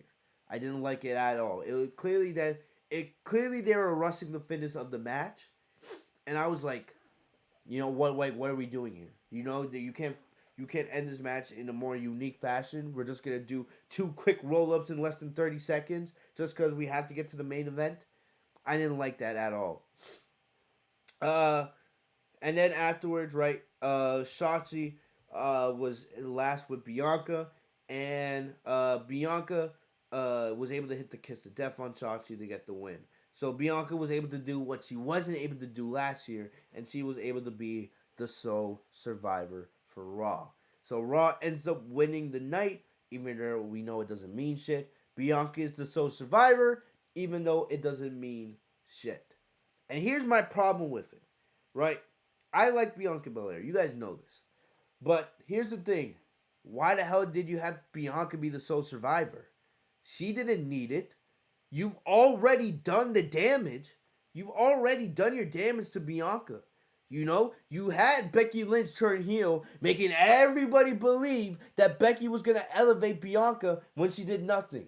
Becky ended up burying Bianca Belair.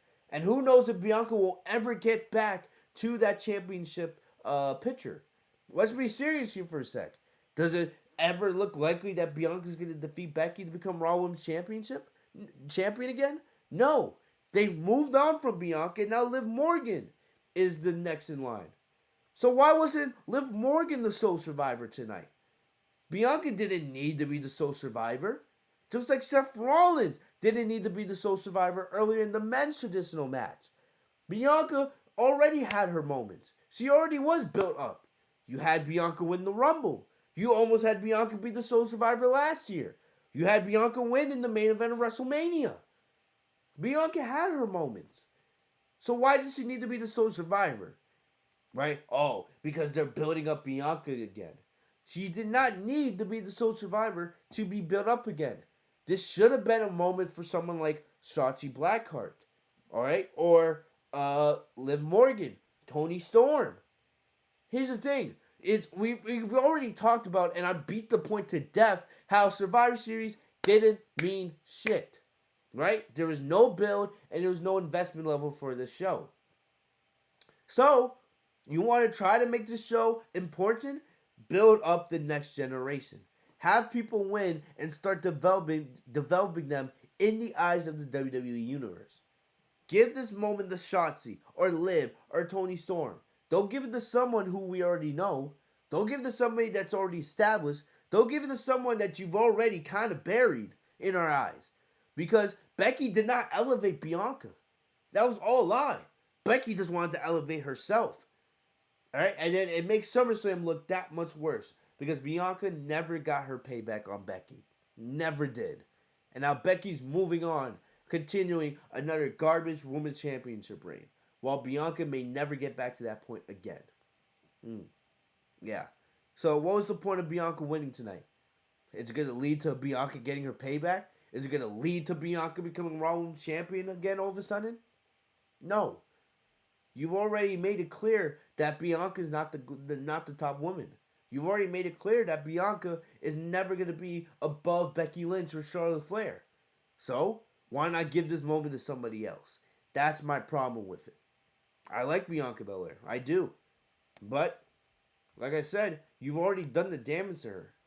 Her winning at tonight's Survivor Series doesn't magically fix everything wrong that you did with Bianca in the last couple months. It doesn't mean Bianca's going to be the Raw Women's Champion again. So, why should I care? That's the thing. If this was last year, that would be different. But this year, it didn't make any sense. Didn't make any sense. And it's another reason why Survivor Series was garbage. Another reason why. There's no reason to care about this. There's no reason to care about Bianca winning. Because tomorrow night on Raw, it's not going to mean anything. Bianca doesn't get anything for winning this match. So why should we care? Another match on this show that didn't mean anything. So I'm going to play Bianca's interview after the match real quick for you guys. What an epic, dominant... Bianca, what an epic, dominant performance tonight. Congratulations, you are the sole survivor. Now we have to talk about it. You brought Team Raw back 3-on-1. So you took out Natty, Shayna, and Shotzi. Now, just proving once again why you are the EST of WWE. Exactly. I tell you, every time I go out there, I show up, I show out. I prove that I am the EST of WWE. And tonight I proved I'm the EST of Raw. Team Raw all day, every day. I bleed red. I show that I was the strongest, the fastest, the roughest. Here's another problem. Bianca just said it. I bleed red? You just got drafted to Raw last month. What do you mean you bleed red? Last year, you were on Team SmackDown for this match. There's a problem with this. Another reason why Survivor Series was so pathetic and such a waste of time.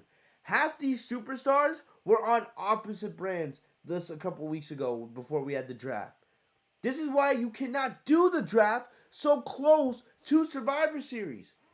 It brings all the stakes to it. You want to bring animosity between these two brands, even though many of these superstars were on different brands just weeks before that.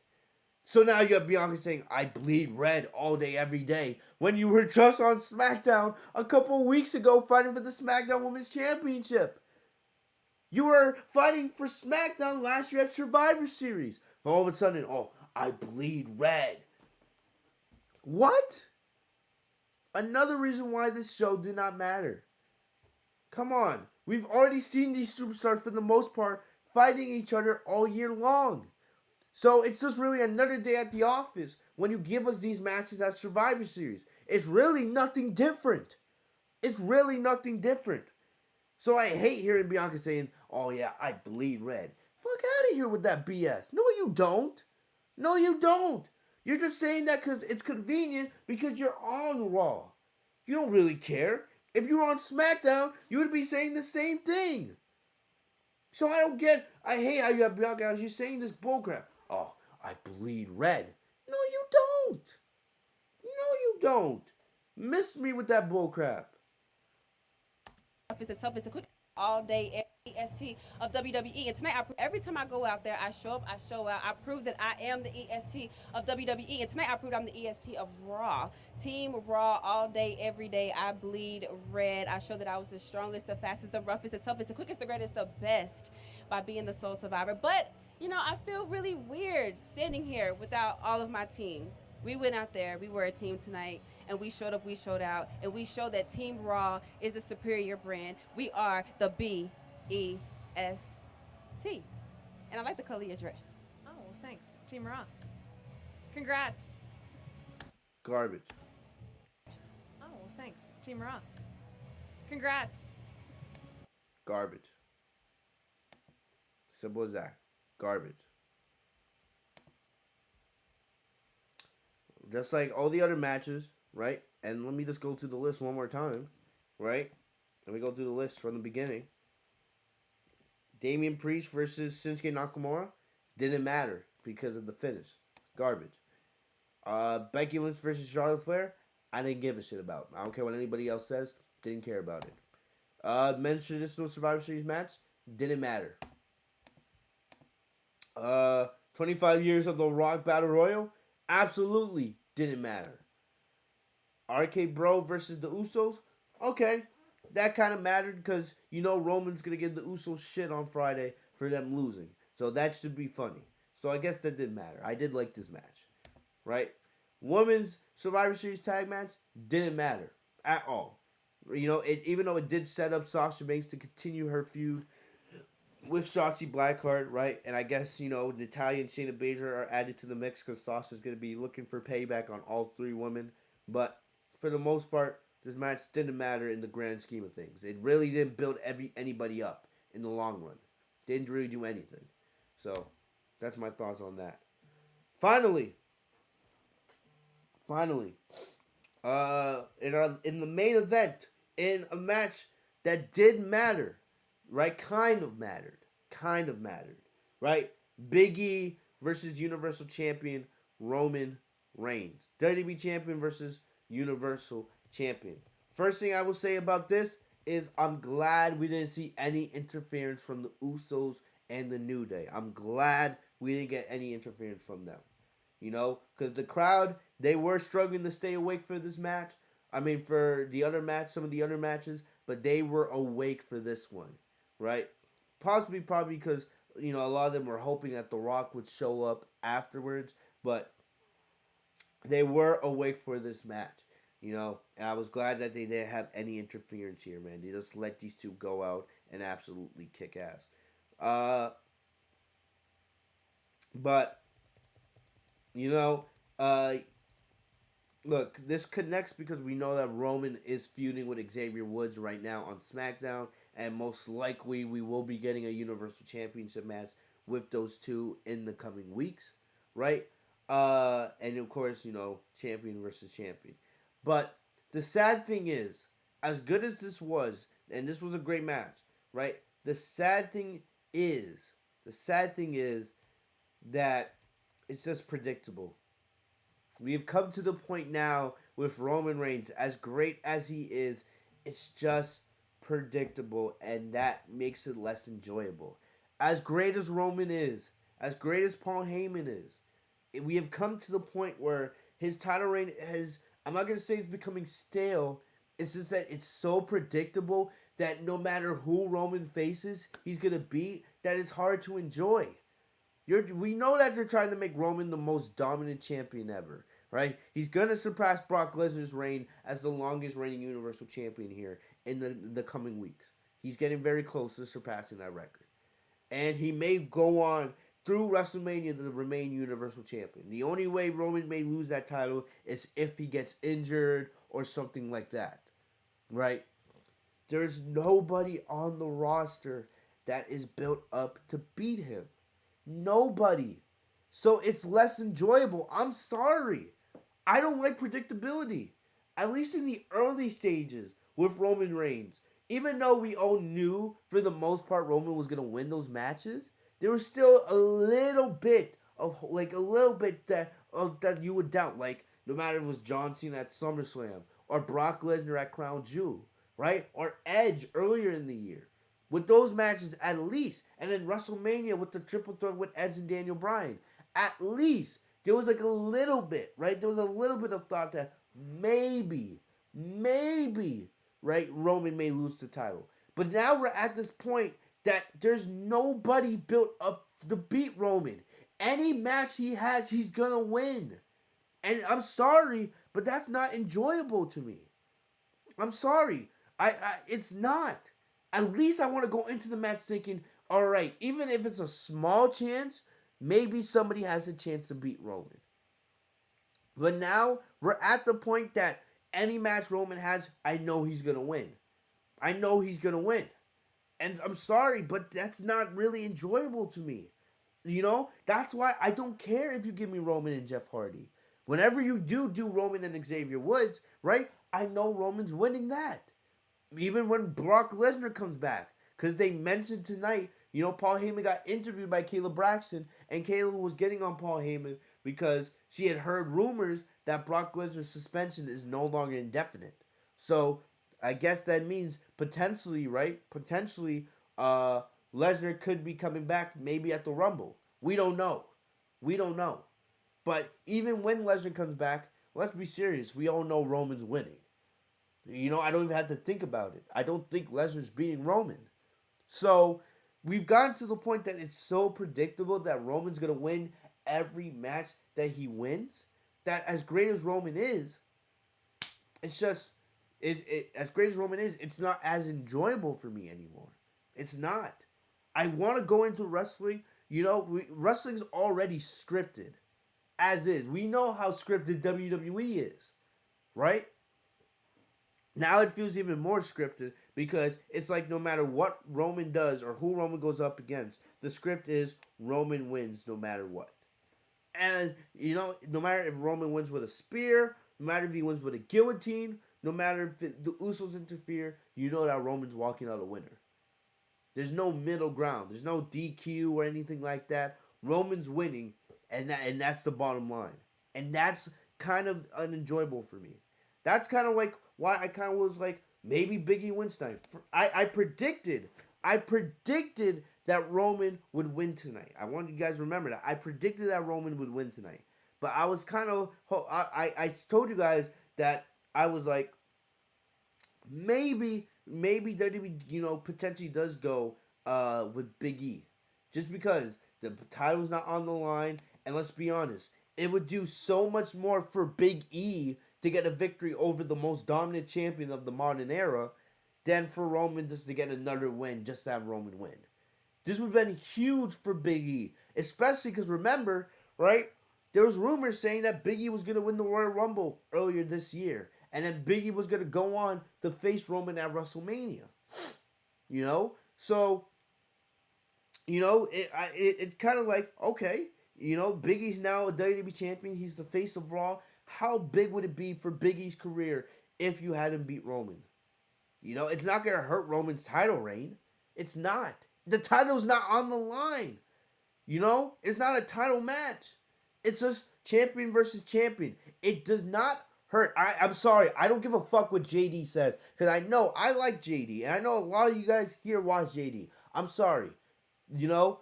I don't give a fuck what JD from NY206 says. Right? No. I think it would have been way more interesting if you had Roman lose to Big E tonight. From a storyline perspective and how much they would have done for Big E's career. Alright? I really feel like you want to make a statement. You want to show how Big E is now one of the top guys in WWE. Right? You would have had Big E. You should have had Big E win tonight. Because no matter what you try to say, you could make it Universal Champion versus WWE Champion, right? You know, and we know that those two titles are the #1 titles in their brand. But let's be serious here. Everybody knows that Roman's the top guy in WWE. Big E's not on his level. Roman's 1A and Big E's 2. It doesn't matter. The WWE Champion and the Universal Champion are not the same. Roman is above. Roman is above the WWE Champion. No matter if Drew McIntyre is the champion, or Bobby Lashley, or Big E, doesn't matter who it is.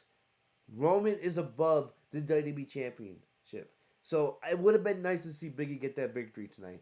I truly disagree with people that said that Roman had the win tonight. If there was ever a time to do something new, to do something crazy, tonight was the night. Because the title was not on the line. It would not have hurt Roman if he had lost tonight. I'm sorry. It would have not. You know, I disagree with JD and everybody else that's saying that, oh, Roman had the win tonight. I'm sorry. Because it's just predictable. And I hate predictability. I hate that. And we're in this stage of Roman's title reign where it's just way too predictable. And I as great as Roman is, I'm enjoying his title reign a little less now because it's the same shit all the time. It really is. You know, back when John Cena was the top guy in WWE, he lost, and he was still the top guy. Cena actually sometimes would go years without being the world champion, but we all knew he was still the top guy in the company, right? You know, just because you're trying to make Roman into the most dominant champion ever doesn't mean you have to make everything so damn predictable. Because it makes it less entertaining and less enjoyable for me. Really. Because I'm just sitting there just like, yep, no, doesn't matter if this is the best match ever. Roman's going to win. Roman's going to win. Roman's going to win. And I don't like that as a wrestling fan. Right? I don't.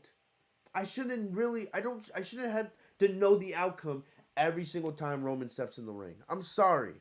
I'm sorry. You know, and I know there's going to be people that disagree with me on that, but I don't care. I don't care. And, you know, I just don't care. Roman, you know, in my opinion, I would have had Roman should have lost their match. And Gregory, I see Gregory says, I'm going to look at the chat real quick. Gregory says, Roman should lose to Brock in their next match. I disagree with you there because that's not going to happen. A part-timer, I don't care. A part-timer is not the right option to take that title off of Roman. Right? If John Cena didn't do it, if Brock didn't do it at Crown Jewel, if Edge didn't do it, then you're not going to have Brock do it when he comes back. I'm sorry. That would be a bad decision. You need to build somebody up. And the sad thing is, WWE keeps releasing anybody that could take that title off of Roman. From Karrion Kross to Keith Lee, Aleister Black. All these people that could potentially be names to go up against Roman, you release them. It's kind of it's pathetic if you ask me. It's pathetic. Because, like, come on, man. Because, like, there is nobody on the main roster right now that can take a title off of him. I don't know what's going to happen in the next couple months, but Xavier Woods is not taking that title off Roman. Jeff Hardy won't take that title off Roman.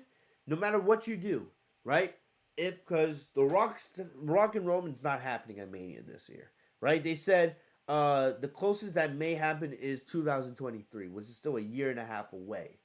And I'm going to be honest with you guys, I don't think I could take another year and a half of Roman as champion. As great as he is, that I don't know. I feel like a lot of us are going to be, you know, kind of just like, at some point, I feel like a lot of people are going to be more like me. I think that some people already are like me, but I feel like if this was to continue for at least another year, it's going to get to a point where people are just going to be like, man, it'll just be good just to get a little bit of a change of pace here, man. Right? We've had Roman at the top of the mountain, and he's defeated everybody. Can we switch it up a little bit? Right? Can we please switch it up? So as great as Roman is, it's just eventually gonna get to a point where we're just gonna be like, it's the same thing. Every single match Roman wins, and it's just not as enjoyable anymore. I just feel like eventually we're all gonna get to that point. Not because Roman sucks or anything like that. Roman's great, but it's just the predictability of this title reign. It's just like, and at some point it's just gonna be like, all right, Roman's had his time. He's beaten everybody. Can we please do something different? Please. Because there's going to come a point where you've already reached so many superstars that it's going to come to a point where there's going to be nobody left for Roman to face. You're already, look at the SmackDown roster right now. There's already a good amount of superstars. There's not, or like I said, sorry, I messed my words. There's not many superstars for Roman yet left to face. There's not. There's not. Like I said, Xavier Woods is not going to beat Roman. Jeff Hardy is not going to defeat Roman. When Brock comes back, no matter if they do that at the Rumble or they do that at WrestleMania, Brock's not defeating Roman. Drew McIntyre. And if you look at the landscape right now, Drew McIntyre is maybe the only guy that makes any sense whatsoever to defeat Roman. Even though it's a little sense. Drew McIntyre is like the only guy that you can actually make an argument for to defeat Roman. It's probably not going to happen. McIntyre, we talk about him finally getting that moment, right? Finally getting that big moment in front of fans. And it would be a huge moment for McIntyre to be the one to take down Roman. But it's probably not going to happen. And you look at it, there's really nobody else. There's nobody else. There's really, what, Ricochet? No. Cesaro, we've already seen that. Sheamus? I would like to see the match, but Sheamus ain't gonna defeat Roman, right? Nakamura, he's not gonna defeat Roman. There's really nobody else. And it's because you made Roman so dominant that it's just predictable and it's less enjoyable, if I'm being honest. And that's just the cold hard facts. I know there's going to be a lot of people that don't believe that, but you got to just look at it. There's really nobody that can really challenge Roman at this point. And it's making his title reign less enjoyable because it's so fucking predictable. Really, it truly is. It truly is. That's why it would have been such a it would have been a change of pace if you had Roman lose to Big E tonight, because then you could do storyline about it, right? You could have Roman frustrated on SmackDown about it and all these other things, and it would have been kind of cool to see. You know, people were talking about doing Roman versus Goldberg. Who the fuck wants to see Roman versus Goldberg? If that match happened, it's to end in 30 seconds. I have no interest in seeing Roman versus Goldberg. Get the hell out of here with that. So no. King says Joe. So Joe's gonna get Samoa Joe's done. He's gonna get released.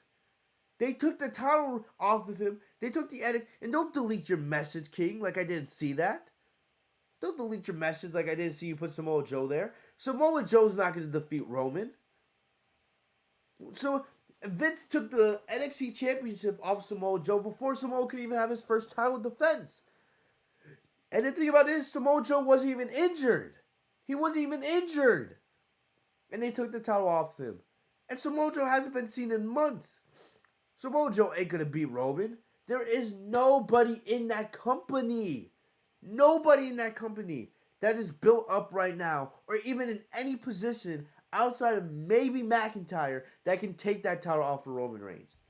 And it's sad, because it's actually going to hurt Roman Reigns' title reign the longer it goes on, if you ask me. So, I'm looking up, right? There's really no information on Samoa Joe, on what's going on with him. Yeah, there's nothing here on Samoa Joe whatsoever. I have no idea what's happening. I don't even know. I don't even know why Samoa Joe hasn't even been released yet. We're talking about all these WWE releases and Samoa Joe not being used. Just free him and let him go to AEW. Just please. Let Samoa Joe go to AEW. Man. But anyway, that's my Roman Reigns' rant. Right? So this match was fantastic. Bleacher Report's analysis was this.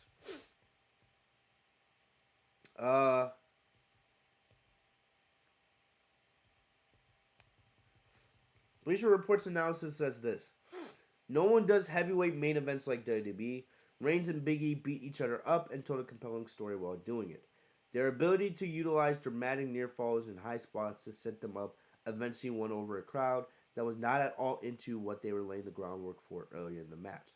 Perhaps that can be attributed to the lack of quality build to the match and a non-existent reason for the match occurring beyond the entire concept of brand warfare. Maybe it can be chalked up to an exhausting night of action and a burnt-out crowd. Whatever the case may be, they gradually brought into what Big E and Roman's were developing and growing before the paced final few minutes. There is an argument to be made that Big E needed the win. Like I've been saying, this would have been so much more if Big E won. But Roman didn't need to win this match. And I don't care what JD or anybody else says. But, you know, Big E should have won this match. Or at the very least, Big E needed to be protected in defeat.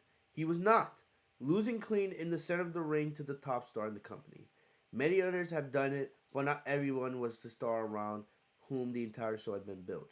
Big E is that for Monday night, the top babyface and the centerpiece of its creative efforts. He probably should have not eaten the pin as decisively as he did, especially when Jimmy and Jey Uso were still in the building and capable of running in for the creative and controversial finish.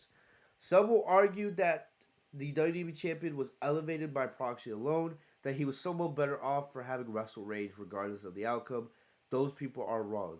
He could have used the win way more than Reigns. For Big E, it would have been the career-altering, perhaps the final test standing between him and the stardom so many hope he will enjoy. I completely agree with what Breach Report Neat said here. Big E needed this win. He needed this win. Roman didn't.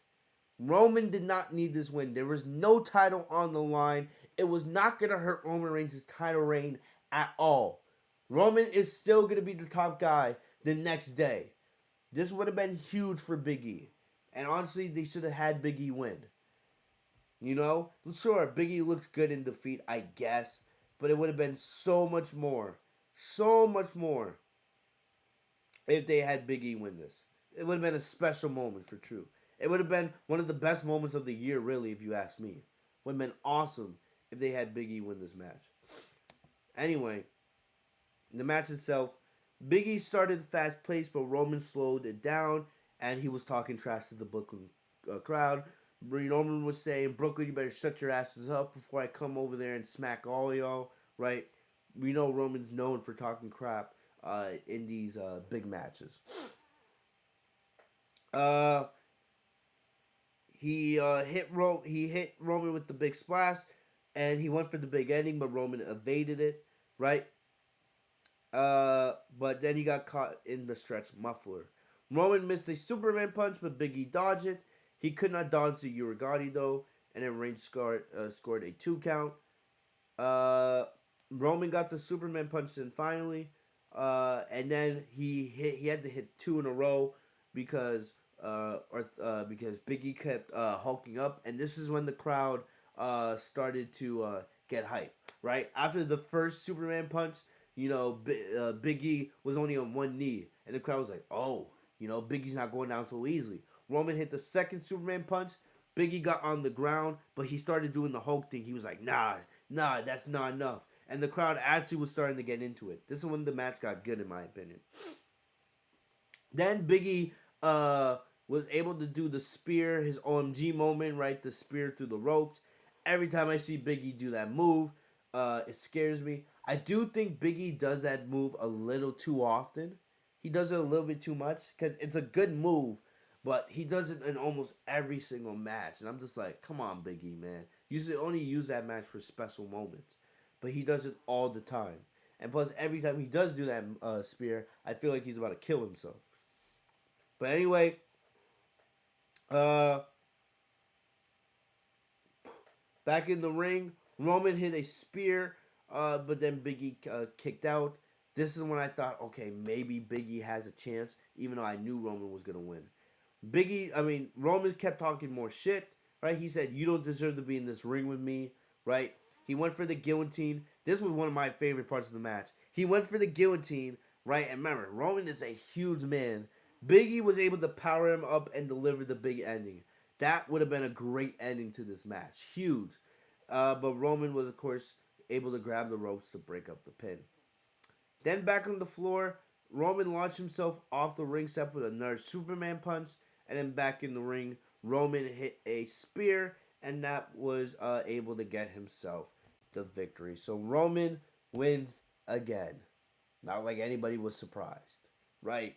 And look, man, I'm sorry. I'm going to keep saying it as many times as I have to. Big E should have won the match. Don't care what anybody else says. But afterwards, right, Roman didn't celebrate too long. He left the ring, and that's when I knew Rock's not coming. Because if, you know, The Rock was coming, Roman would have stayed in the ring. You know, but they quickly ended the show. Roman walked up the ramp, right? He held the Universal Championship, and that was the end of the show. So, Brooklyn crowd does not get The Rock. You know, like I said, I feel bad for that Brooklyn crowd, especially for those who paid in advance, hoping that The Rock would be there, but he wasn't. And, it was a great match, right, but no Rock, which was disappointing. Like I said, no matter if The Rock was there or not, it would have not been able to save the show, because just the execution and the build to Survivor Series was so poor that there's, The Rock showing up tonight would have only been great for the Brooklyn crowd. because they had paid money to hoping that The Rock would be there, and he wasn't. So the 25th anniversary of The Rock at this year's Survivor Series was a failure in my opinion. And that's my thoughts on that. This was probably the worst Survivor Series in the last, maybe probably ever, man. There was some highs like Sasha and Bianca's interaction, RK Bro versus the Usos, and I would probably say Roman versus Big E. But for the most part, this was a very disappointing show, in my opinion. And WWE should honestly be ashamed of themselves for calling this show Survivor Series. Hopefully next year we can actually get back to what Survivor Series should be, But I feel bad for that Brooklyn crowd, and WWE should be honestly embarrassed with themselves. Especially, man, they had fucking Vince McMahon on there talking about an egg. There was a segment on this show where Vince McMahon called Roman Reigns to his office just to show him the egg. And Roman was like, what are you doing? Why are you wasting my time with this? I have a match to get ready for, and this is what you're doing? Really? This is what we're doing? And, one of the cliffhangers for Raw is that Vince is going to be looking for that egg Monday night. Don't know what they do with it, right? I know part of it is to promote The Rock's Red Notice movie on Netflix, but still, man, absolutely pointless, and I don't think it's going to lead to anything important happening on Raw tomorrow night, but we'll see.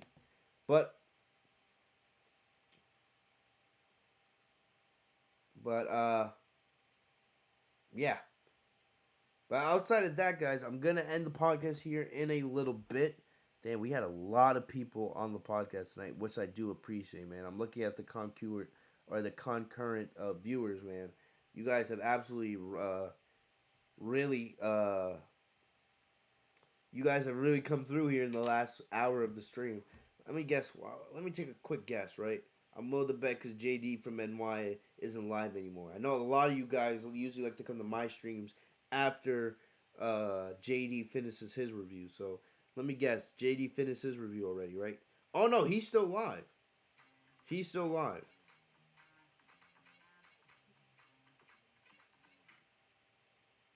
Thank you, Golden Boy. God, I hope that's not the case. WWE really takes their fans to be fucking, complete childish imbeciles then. They really did. I have them both, says King Savage. Oh my goodness. Dwayne Cruz with a $10 super chat. So yeah, he's about to end his stream. But yeah, thank you guys for all this. Hindus, I don't know who that is. If you're a new subscriber, welcome to the channel. But don't ask me those dumb questions. Alright, come on, don't spam my chat. I don't like when you guys spam my chat.